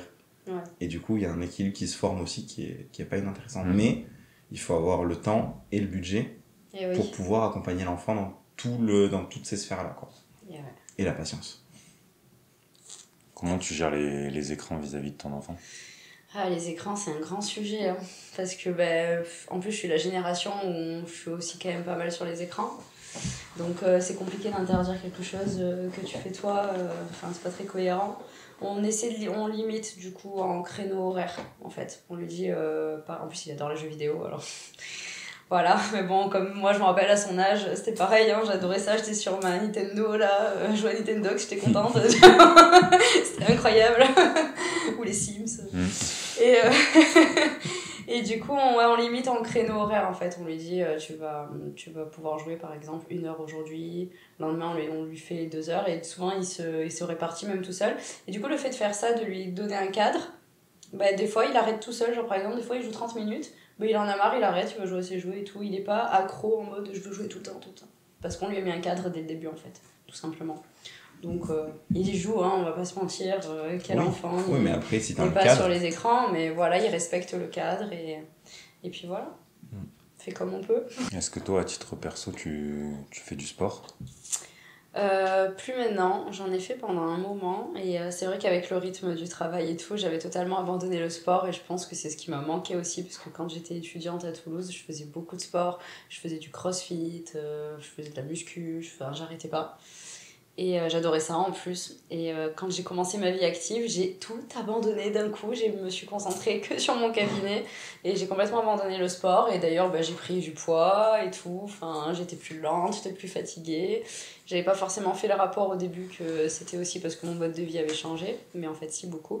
Et donc, j'aimerais bien reprendre le sport assez rapidement. Mais plus en septembre, tu vois, j'attends que l'été se passe. Plus avec les chaleurs et tout qui fait... j'aime pas trop souffrir quand même, tu vois, genre aller courir sous 40 degrés, faut... C'est un de tes objectifs du coup de reprendre un petit peu le sport ? Ouais, c'est un de mes objectifs. Je trouve ça important en fait, ça fait du bien et puis ça libère. La dernière fois, pareil, c'était quand... je crois que c'était avant-hier, ouais, c'est ça. Avant-hier soir, il nous arrive une dinguerie, mon copain se fait arrêter avec ma voiture. Et en fait, les gendarmes se rendent compte que la voiture n'est pas assurée depuis 1 an. Sauf que moi, j'étais persuadée qu'elle était assurée, mais il y a eu un problème de documents à transmettre à l'assurance. Du coup, ça a été résilié, mais je ne m'en étais pas rendu compte. Du coup, bon, bref, ça va, les gendarmes étaient super gentils. Et je leur ai prouvé, tu vois, que j'avais fait le contrat et tout. C'était vraiment pas volontaire. Et donc, en fait, la voiture a été immobilisée pendant toute la soirée jusqu'au lendemain matin que je leur montre le document de l'assurance. Et du coup, du centre-ville de Sisteron, on a marché jusqu'au début de la vallée du Jabron, tu vois, pour rentrer à la maison. Et en fait, je suis arrivée à la maison, et bizarrement, même s'il m'était arrivé ça, et que c'est énervant, tu vois, quand il t'arrive un aléa comme ça, mais le fait d'avoir marché pendant 30 minutes comme ça, je suis arrivée, j'étais bien, et genre, j'étais même plus stressée parce qu'il venait de m'arriver, j'étais là, et là, je me suis dit, ouais, Laura, faut vraiment falloir reprendre le sport, ça fait vraiment du bien quand même. Là, tu viens de faire la meilleure pub pour les femmes. Et voilà. Non, mais c'est vrai que c'est un truc de fou. Et voilà. Non, mais c'est des avantages. On l'a assez dit, on l'a assez prôné, mais...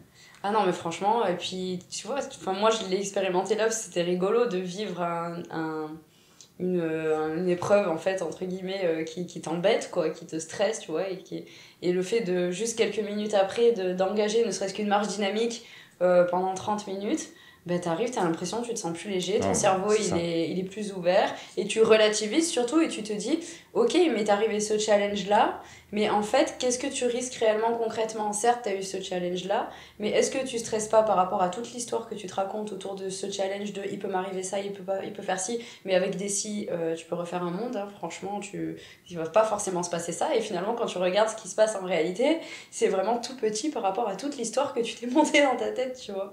Et ça, c'est la lucidité que je trouve que le sport te permet d'apporter à ton cerveau et à ton esprit, que tu n'as pas quand tu es dans tout ce brouillard mental, parce que tu sors pas de ce contexte, tu vois. Et je trouve ça intéressant. Mais ton expérience, elle est rigolote, parce que en plus, tu sors d'une expérience où tu as été stressé, et du coup, ton cortisol, il est monté. Ah ouais, mais en flèche, hein, fou. Et du coup, le sport, tu le régules, tu vois, avec l'endorphine. Exactement. Et ça, c'est vrai, nous, on l'a souvent dit, surtout dans nos premiers podcasts, t'es stressé, anxieuse, tu vas marcher, tu fais baisser automatiquement le cortisol. Ça, c'est scientifique, tout ça, donc... Ah oui. Bah, tu évacues, tu compenses avec de l'endorphine, enfin, que des bienfaits. Quoi. C'est ça. Et t'aimerais reprendre quoi comme sport? J'aurais bien aimé reprendre le tennis, mais je suis pas sûre, parce que vu que j'ai mon opération au niveau du trapèze et on a dû me gratter le trapèze parce que la tumeur était assez grosse, j'ai un peu des problèmes du coup au niveau de l'épaule, ça me fait très mal au bras. T'es droitière ou gauchère? Droitière. Bah, tu feras que des coups droits. Mais ouais. Ou revers à une main. Le truc, c'est que même, tu sais, faut que je fasse de la rééducation en fait maintenant, et j'avoue que je ne fais pas ma rééducation, pour être totalement honnête. Les cordonniers sont les plus mal chaussés. Voilà, exactement. Donc il va vraiment falloir que je m'y mette, parce que je me rends compte que j'ai vraiment perdu la force musculaire. Rien que porter un sac de course, j'y arrive pas, ça me bloque tout le bras, tu vois, ça me fait trop mal. Tu refais de la mobilité déjà. Exactement. Donc, va déjà falloir que je commence. À proposer si tu veux. À la rentrée, je reprends la salsa. Ah oui, c'est vrai, mais je me rappelle, tu m'en avais parlé quand on s'était croisés, c'est vrai. Et ça me plairait parce que j'ai toujours fait de la danse. J'ai fait plus de 10 ans de danse depuis petite. Et c'est un sport qui m'a toujours fait du bien et qui a toujours été adapté. Et puis en plus, c'est un sport dans lequel je m'exprime assez bien et assez facilement. Ça a été d'ailleurs un de mes moyens d'expression, un de mes premiers moyens d'expression par rapport à tout ce que j'ai vécu. Donc ça me tient assez à cœur, la danse. J'aime bien, donc autant je vais reprendre la danse. J'avais déjà essayé de reprendre l'année dernière au centre des loisirs à Sisteron, mais comme je travaillais tous les jours jusqu'à 20h, 20h30, c'était pas du tout compatible niveau horaire. Mais là, cette année, comme je vais finir à 18h, c'est bon, hein. Il va falloir prendre du temps pour soi, c'est important. Je t'enverrai les infos. Super. Moi, j'en profite, je fais un peu ma pub. T'as bien raison. Et puis c'est moins traumatisant pour le trapèze que le tennis. Déjà le tennis, c'est peut-être... Après, j'aime bien le tennis, mais dans un premier temps, le temps de récupérer un peu ma mobilité, ce sera pas trop mal. Ah, puis ça peut te permettre de récupérer ta mobilité, en plus. Oui. Dans les mouvements... Ah oui, parce que là, je le vois, je suis bloquée totalement, quoi. Ouais, puis sinon, au cas où, t'as un coach. Je suis trop bien entourée aujourd'hui, quelle chance. Incroyable. Non, mais c'est bien de te recentrer sur toi-même et de te dire que là, tu as eu quand même pas mal d'alertes. Parce que la tumeur, sans trop rentrer dans les détails, mais c'est quelque chose qui était dû à ton passif de brûlure ou rien à voir? Alors, la chirurgienne, parce que j'ai eu beaucoup de chance, j'ai retrouvé la chirurgienne qui m'a opérée depuis petite pour mes brûlures. Et du coup, c'est elle qui m'a enlevé la tumeur. Donc ça, c'est une chance incroyable. Et en fait, elle ne comprend pas d'où ça vient. Elle comprend, c'était une tumeur graisseuse, hein, donc un lipome, sauf que j'ai pas forcément une peau à tendance, j'ai jamais eu de problème particulier. Et puis surtout, elle était super grosse, quoi. Elle passait sous le trapèze, elle faisait 53 grammes, et elle comprenait pas aussi pourquoi j'avais autant de douleurs, parce que normalement, c'est pas censé faire mal du tout, un lipome. Et là, vraiment, j'avais vraiment très très mal, et ça prenait le trapèze, elle a dû gratter des fibres musculaires et tout pour l'enlever, c'était la galère. Et donc, à part oui, parce que c'était vraiment localisé bien sous la cicatrice de brûlure, donc elle m'a dit, en effet, c'est possible qu'il y ait les adhérences, tu vois, quand elle pète trop et qu'il y a eu un gros traumatisme, du coup, ça peut être un facteur favorisant pour qu'il y ait ce genre de tumeur qui apparaisse. Mais sinon, elle me dit, elle comprend pas d'où ça vient, quoi. Donc voilà, c'était vraiment un peu le signal d'alerte, je pense, de mon corps. Et puis en plus, c'est assez rigolo parce que j'avais fait une formation en dev perso avec la maman de David Laroche. Je sais pas si vous connaissez David Laroche. Voilà. Si. Donc je connais très bien sa mère, même devenue une amie maintenant. Ah ouais? Ouais. Et donc on est souvent en communication au téléphone et tout. Et un jour j'étais allée chez elle et on a essayé de décoder ça par le décodage biologique. Donc la tumeur sur l'épaule, sur le trapèze et tout. Et en fait, souvent, ça fait écho au fait de se prendre quelque chose par derrière, de pas être préparé et qu'il y ait une tuile qui t'arrive, tu vois, par derrière. Ça fait quoi ça, psychologiquement? Et en faisant le lien, le barbecue, quand j'ai eu mon accident, il est tombé comme ça. Pile à l'endroit où j'ai eu la tumeur quelques années après, tu vois. Et ça a été super intéressant de faire ce lien parce que du coup, moi, ça m'a permis de débloquer des schémas mentaux que tu te fais inconsciemment souvent dans ta tête. Ça m'a permis de débloquer certaines choses et suite à ça, j'ai eu beaucoup moins mal à cet endroit-là alors que j'avais encore la tumeur. Tu vois? Et c'est vraiment intéressant, je trouve, de creuser des fois là-dedans, parce qu'on cherche toujours, c'est normal, tu vois, en Occident, on est toujours sur des causes ultra scientifiques, machin, etc. Mais j'ai trouvé ça très intéressant d'élargir le champ de vision et de voir qu'il y a aussi, toi, dans ta tête, des schémas mentaux que tu te construis inconsciemment par rapport à des comportements ou des peurs que tu as refoulés et qui reviennent à un moment dans ta vie parce que tu vis un moment stressant, challengeant, et du coup, tu refais ce schéma-là et il y a des choses qui apparaissent, tu vois. Ah, mais je suis entièrement d'accord avec toi, je trouve qu'en Occident, on met pas du tout en avant le côté psychosomatique. Ouais, et je trouve ça vraiment dommage parce qu'il y en a plein qui... Autant dans le traumatisme que dans la guérison. Exactement. Donc, ouais, c'est très intéressant. Et du coup, ça m'a permis de soulager, le fait d'avoir décodé ça m'a permis de soulager pas mal les douleurs avant l'opération. Parce qu'en plus, le processus de se retrouver à se faire opérer, ça faisait longtemps que je m'étais plus fait opérer sur mes brûlures, il a fallu réouvrir la brûlure et tout. Je me suis prise dans un schéma où j'ai fait des terreurs nocturnes pendant genre 3 mois, horrible, je dormais plus, je devais aller voir le médecin, enfin, c'était une période affreuse. Juste parce que mon corps sentait qu'il revivait le trauma, tu vois. Et en fait, c'est là que j'ai capté, j'ai dit, ok Laura, là, il y a des trucs qui n'ont pas été débloqués dans ton trauma. Pas du tout, tu crois que tu vas bien, mais c'est pas vrai. En fait, là, c'était le coup de pouce, tu vois, de l'univers en mode, ok, tu veux aller plus loin dans ta vie, ben on va te montrer là où il faut encore un peu creuser, hein, ma grande. Tu vois. Mais c'était intéressant, du coup, parce que ça m'a permis de voir des choses que j'avais pas encore vues sur moi. Donc... voilà. Du coup, pour le dev perso, tu fais un petit peu de lecture, affirmation, visualisation? Ouais, bah alors, pas mal de lecture. Beaucoup dans la lecture. Après, j'adore faire beaucoup. Je me fixe minimum une fois par an une grosse formation de dev perso.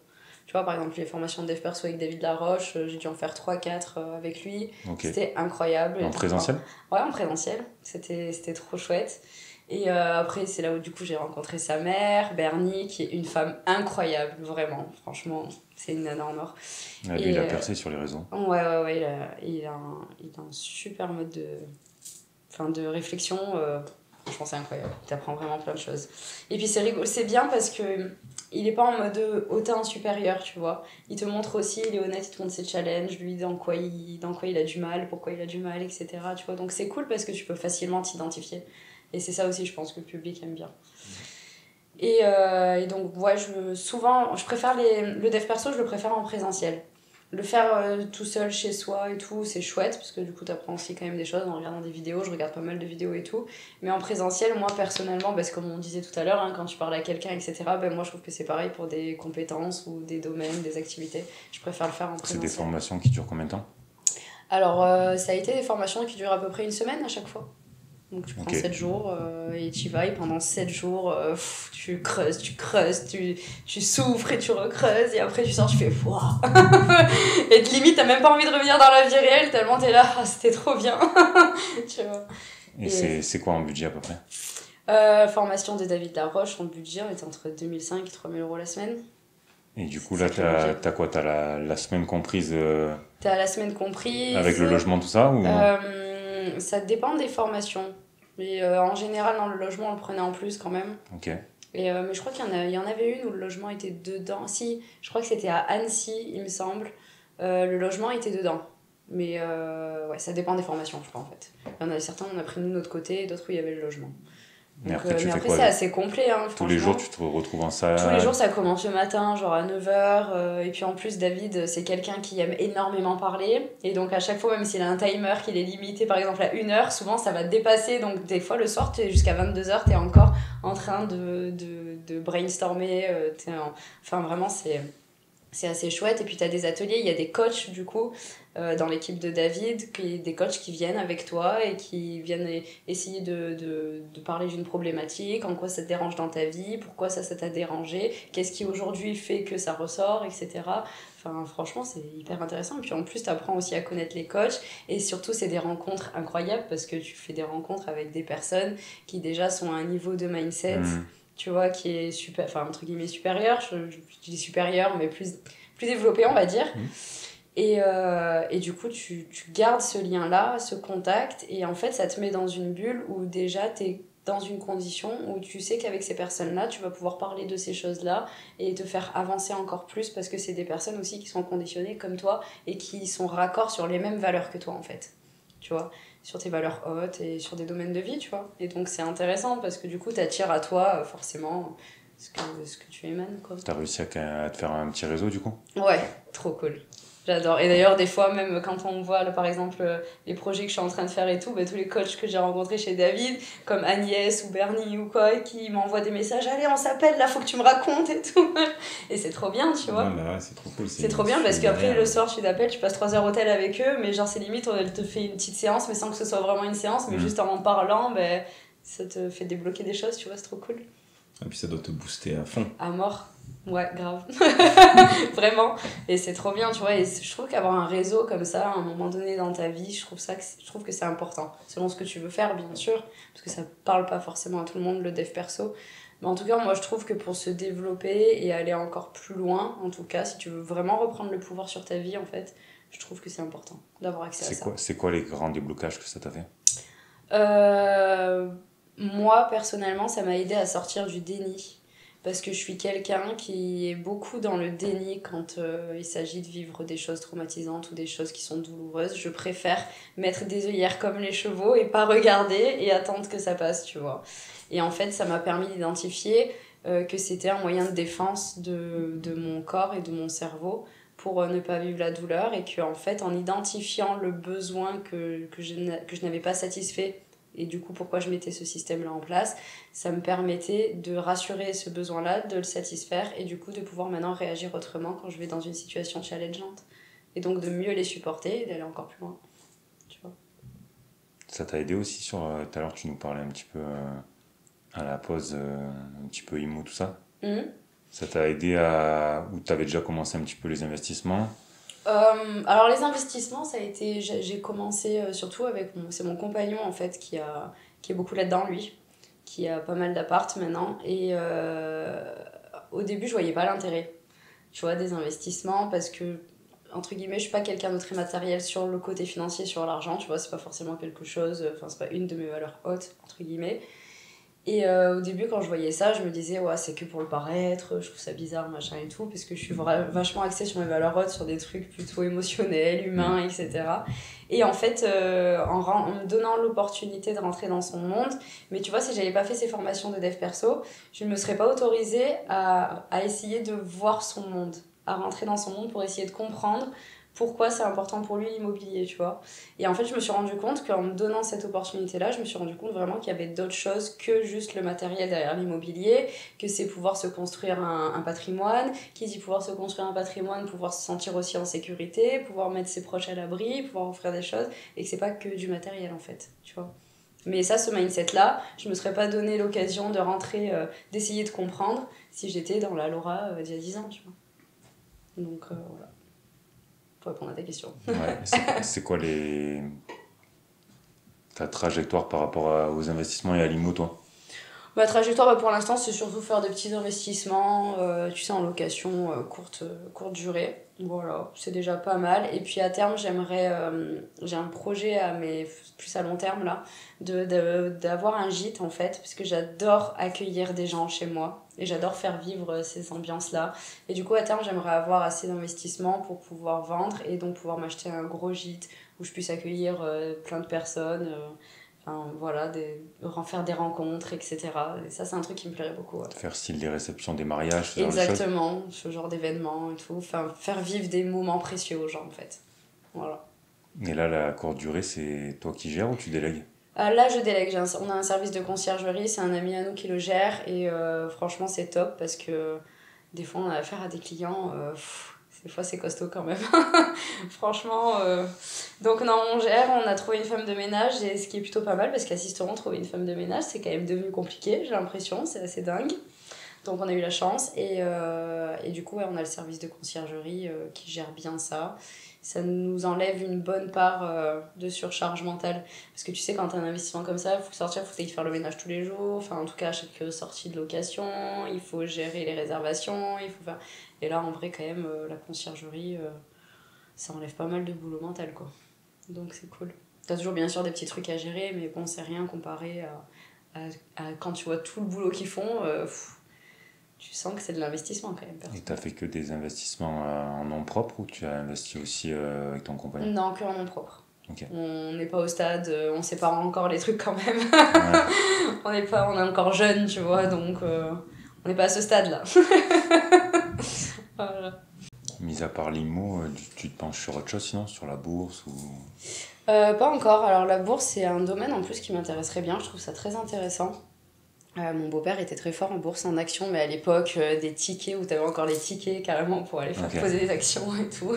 Donc je trouvais ça très intéressant, j'adore le mécanisme. Mais non, je me suis pas encore penchée dessus. J'ai déjà quand même beaucoup de choses à voir là dans ma vie, donc je suis pas encore posée assez posée pour... C'est quelque chose que tu aimerais voir à moyen terme. Voilà, à moyen terme, long terme. Parce que là, il y a quand même beaucoup de choses déjà à faire. Ah, ça prend du temps la bourse, hein, si tu veux. Et puis en plus, faut être tout le temps dessus apparemment. J'ai un patient qui adore faire ça et je le vois, il est toujours en train de suivre le cours avec son téléphone. Ouais, mais ça c'est si tu fais du court terme. Ouais. Moi je sais que par exemple, tu vois, j'ai un ETF, tu mets tous les mois dessus et tu te casses pas la tête. Oui, quoi. Par exemple, je sais pas. Je m'y connais pas assez, c'est vrai là-dedans. Je sais que le père de mon copain adore ça, il est très fort là-dedans, mais moi je m'y connais pas assez encore. C'est pas encore un sujet qui m'a forcément passionné pour le moment. Ouais. T'as plus envie de faire progresser le parc IMO? Ouais, pour l'instant. Faire progresser le parc IMO, comme ça, plus je fais progresser, plus l'investissement est rentable et plus je peux avoir mon projet d'acheter un gîte et de faire des maisons d'hôtes, tu vois. Ça, c'est un truc, je trouve ça... En fait, pour moi, c'est important d'avoir un lieu où on se sent bien. J'ai toujours priorisé sur ça. Tu vois, par exemple, même si je vis dans un appart ou que tu vis dans une maison ou quoi, mais j'ai besoin que l'intérieur, on se sente bien, en fait. C'est hyper important pour moi, ça. Et du coup, c'est pour ça qu'on est venu ce projet de maison d'hôtes, de gîte, parce que le fait de pouvoir accueillir des gens et les faire se sentir bien, je trouve ça chouette. Je sais pas, ça m'anime, j'aime bien. Voilà. Donc, donc oui, pour l'instant, on fixe l'objectif sur le parc IMO, que ça évolue bien, et après, comme ça... à terme, je pourrais arriver enfin au projet qui me fait vibrer. Au final, c'est développer du matériel pour développer de l'humain à la finalité. Quoi. Donc ouais, c'est ça. Comme quoi, une fois, le matériel, c'est pas mal. Ça peut aider. Il en faut. Il en faut. Donc voilà. Et après, le gîte, t'aimerais le gérer toi essentiellement? Ouais, je pense, moi essentiellement. Il y aura peut-être des parties où je demanderai des employés, voilà, tu vois, par exemple pour la cuisine, je me vois mal faire la cuisine tous les jours à chaque fois. J'aime bien faire la cuisine quand, par exemple, je sais pas, tu fais un gâteau pour des repas, où on est plusieurs, c'est convivial.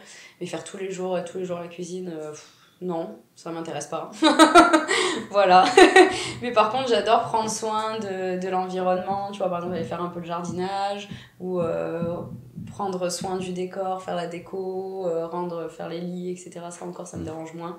Et rester du coup à l'intérieur, tu vois, j'aime bien vagabonder dans les endroits où je me sens bien, moi. Donc voilà. Ouais, te créer un petit cocon. C'est ça, exactement. C'est important, ouais. Et tout à l'heure, tu parlais de valeurs, ça serait quoi tes grandes valeurs? C'est une très bonne question.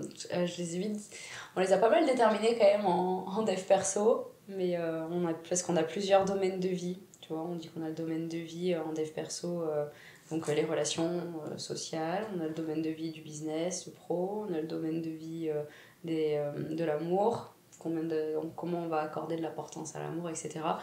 La famille aussi, etc. Je pense que dans mes 3 premières valeurs hautes, j'y mettrai les relations sociales. Je trouve ça très important pour moi, ce qui est assez paradoxal avec la manière dont j'ai grandi d'ailleurs, donc c'est assez rigolo parce que finalement tu te rends compte que d'un manque que tu as eu depuis enfant, ça en fait quelque chose qui compte énormément pour toi à l'âge adulte. Donc les relations sociales, ensuite la famille, important pour moi, et après le business. Ce seraient mes 3 grandes valeurs, je pense. Voilà. Dans cet ordre-là? Dans cet ordre-là, ouais. Et ça a toujours été dans cet ordre-là ou c'est par phase de vie? Non, je pense que ça évolue par phase de vie. Vraiment. Parce que quand j'étais étudiante, par exemple, dans ma tête, c'était business. Le reste, c'était réussir, tu vois, genre le travail. C'était la première valeur haute. Et après, en rentrant dans la vie active, ça a commencé à évoluer, à changer. Donc je pense que ça, depuis, je suis encore qu'au début de ma vie, hein, donc pour l'instant je peux pas dire que j'ai eu 20 changements. Mais en tout cas, je pense que ça évolue en fonction de chaque moment de ta vie, ouais. Tu changes, c'est normal. Ouais. T'évolues tout au fur et à mesure de ce que tu vis, des gens que tu rencontres et de ton développement personnel c'est ça. Tu te forces à faire. Ouais, moi je pense pareil, que les valeurs hautes que j'avais il y a 10 ans et d'aujourd'hui, c'est plus du tout les mêmes. Ouais. Tes priorités sont plus les mêmes, les choses importantes de la vie sur lesquelles tu te poses sont plus les mêmes. Et heureusement. Heureusement qu'à 30 ans, on n'a plus la même vision qu'à 20 ans. Sinon ça veut dire que tu stagnes. Et qu'à 40 ans, on n'aura pas la même vision qu'à 30 et à 20. J'espère du moins. Exactement. Est-ce que du coup, t'aurais pas une valeur du moment qui serait prendre plus soin de toi? Ouais, plus un retour à soi, mais tout en aidant les autres, tu vois. Tu me l'as pas cité, mais... Oui, c'est vrai. Faudrait peut-être prendre... en fait, le fait de m'autoriser à prendre soin de moi, ça me permet d'arriver à ce stade où je peux encore plus prendre soin des autres, tu vois. Parce que si tu te regardes pas assez et que t'es pas assez ok avec toi, comment tu veux montrer aux autres que c'est possible d'être ok avec eux-mêmes et les aider, tu vois. Ouais, la fameuse phrase « s'aimer soi-même ».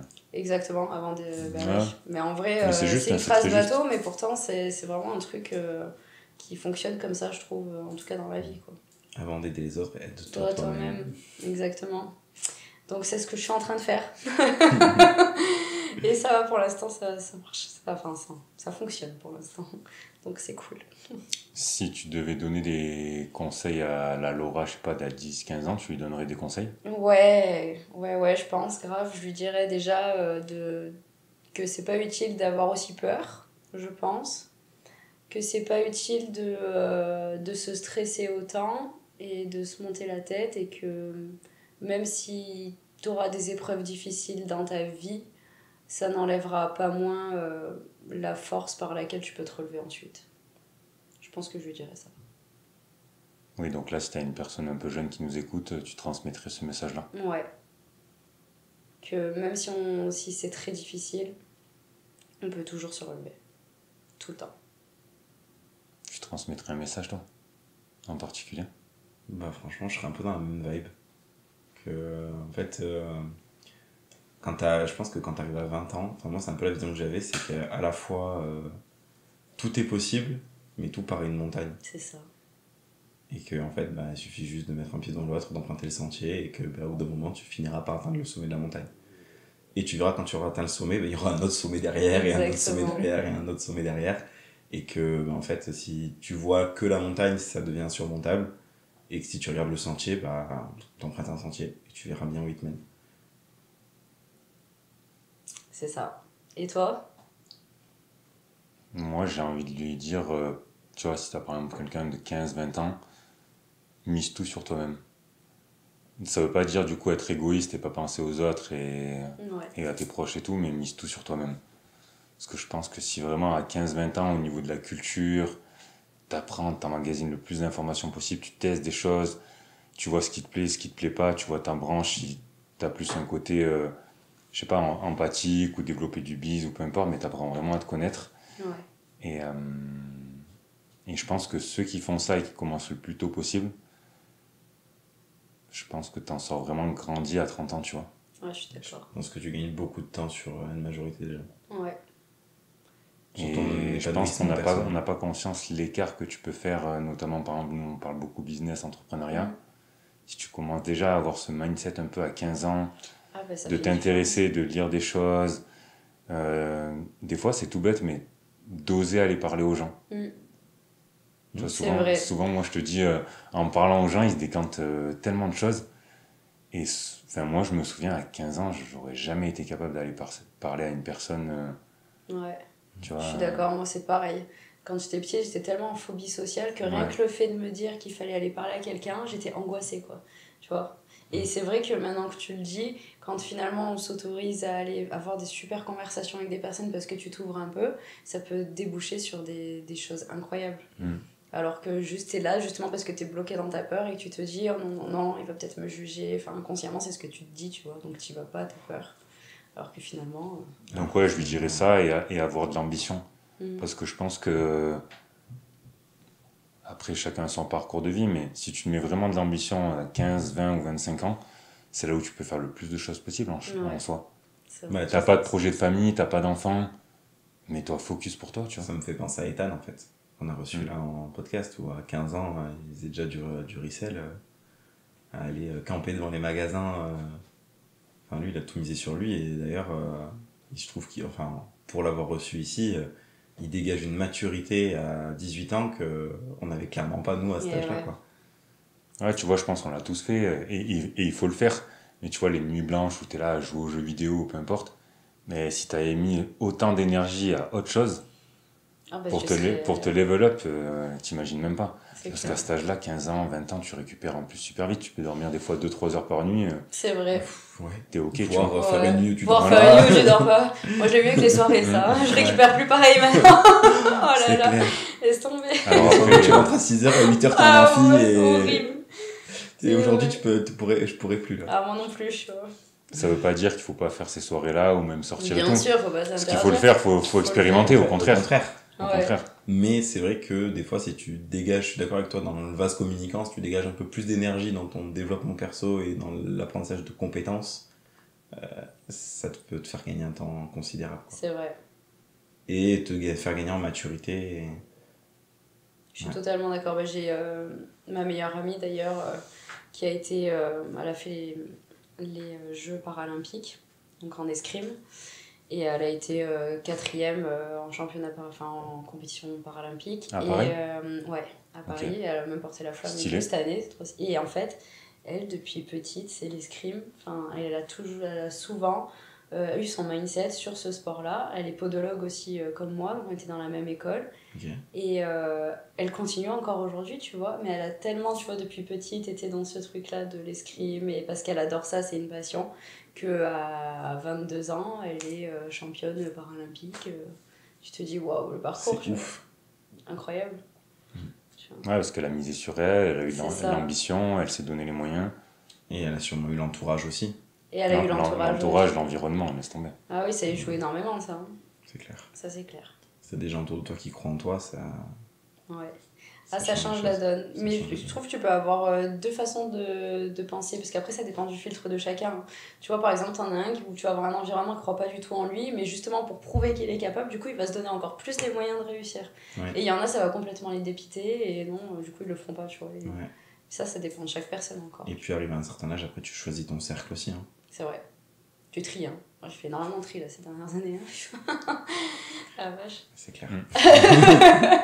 Le cercle se réduit d'année. Ah oui, c'est clair. Mais tu vois, pour faire référence à ce que je disais, moi j'ai une fille en tête qui s'appelle Amandine.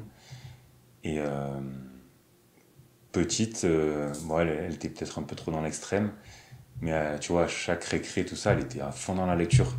Et moi, à ce moment-là, moi maintenant qui aime quand même relativement lire, je comprenais pas quelle importance et pourquoi elle s'accordait autant de temps à lire.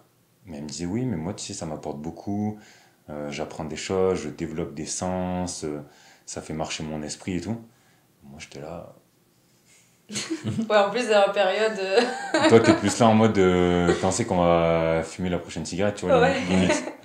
Donc ouais, je pense, tu vois, ça serait un des grands conseils. Et tu vois, un peu s'intéresser aux autres. S'intéresser aux autres, ouais. Qui sont pas forcément dans ton cercle. Sortir de sa bulle. Tu vois, à ce moment-là, si je m'étais dit, si j'essayais de me mettre à lire une fois avec elle pour voir un peu ce que ça donne. Donc ouais, non, ce serait un des conseils que je donnerais. Ouais. Ok. Yes. Bah écoute, pour terminer et clôturer ce podcast, je te propose la phrase traditionnelle. Quelle serait ta philosophie de vie ? Ma philosophie de vie, waouh, c'est pas mal ça comme question. Ma philosophie de vie, carpe diem. Voilà. Ouais, carpe diem, je dirais. Parce que chaque jour est une opportunité de prouver à la vie qu'on a le droit d'exister et que si on nous a donné la chance de pouvoir respirer, que chaque souffle ait une importance qui nous corresponde. Donc carpe diem. Magnifique. Stylé. Voilà. Merci à toutes, merci à tous de nous avoir écoutés. J'espère que vous avez passé un bon moment avec nous et on vous donne rendez-vous dans 15 jours pour le prochain épisode. À bientôt. Comme d'habitude, du coup, on mettra tous les liens de Laura, que ce soit son Insta ou même pour l'asso. Allez la suivre, allez la soutenir et puis n'hésitez pas à nous dire ce que vous avez pensé du podcast en commentaire.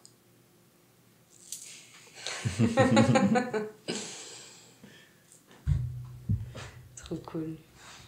Merci à vous, trop cool.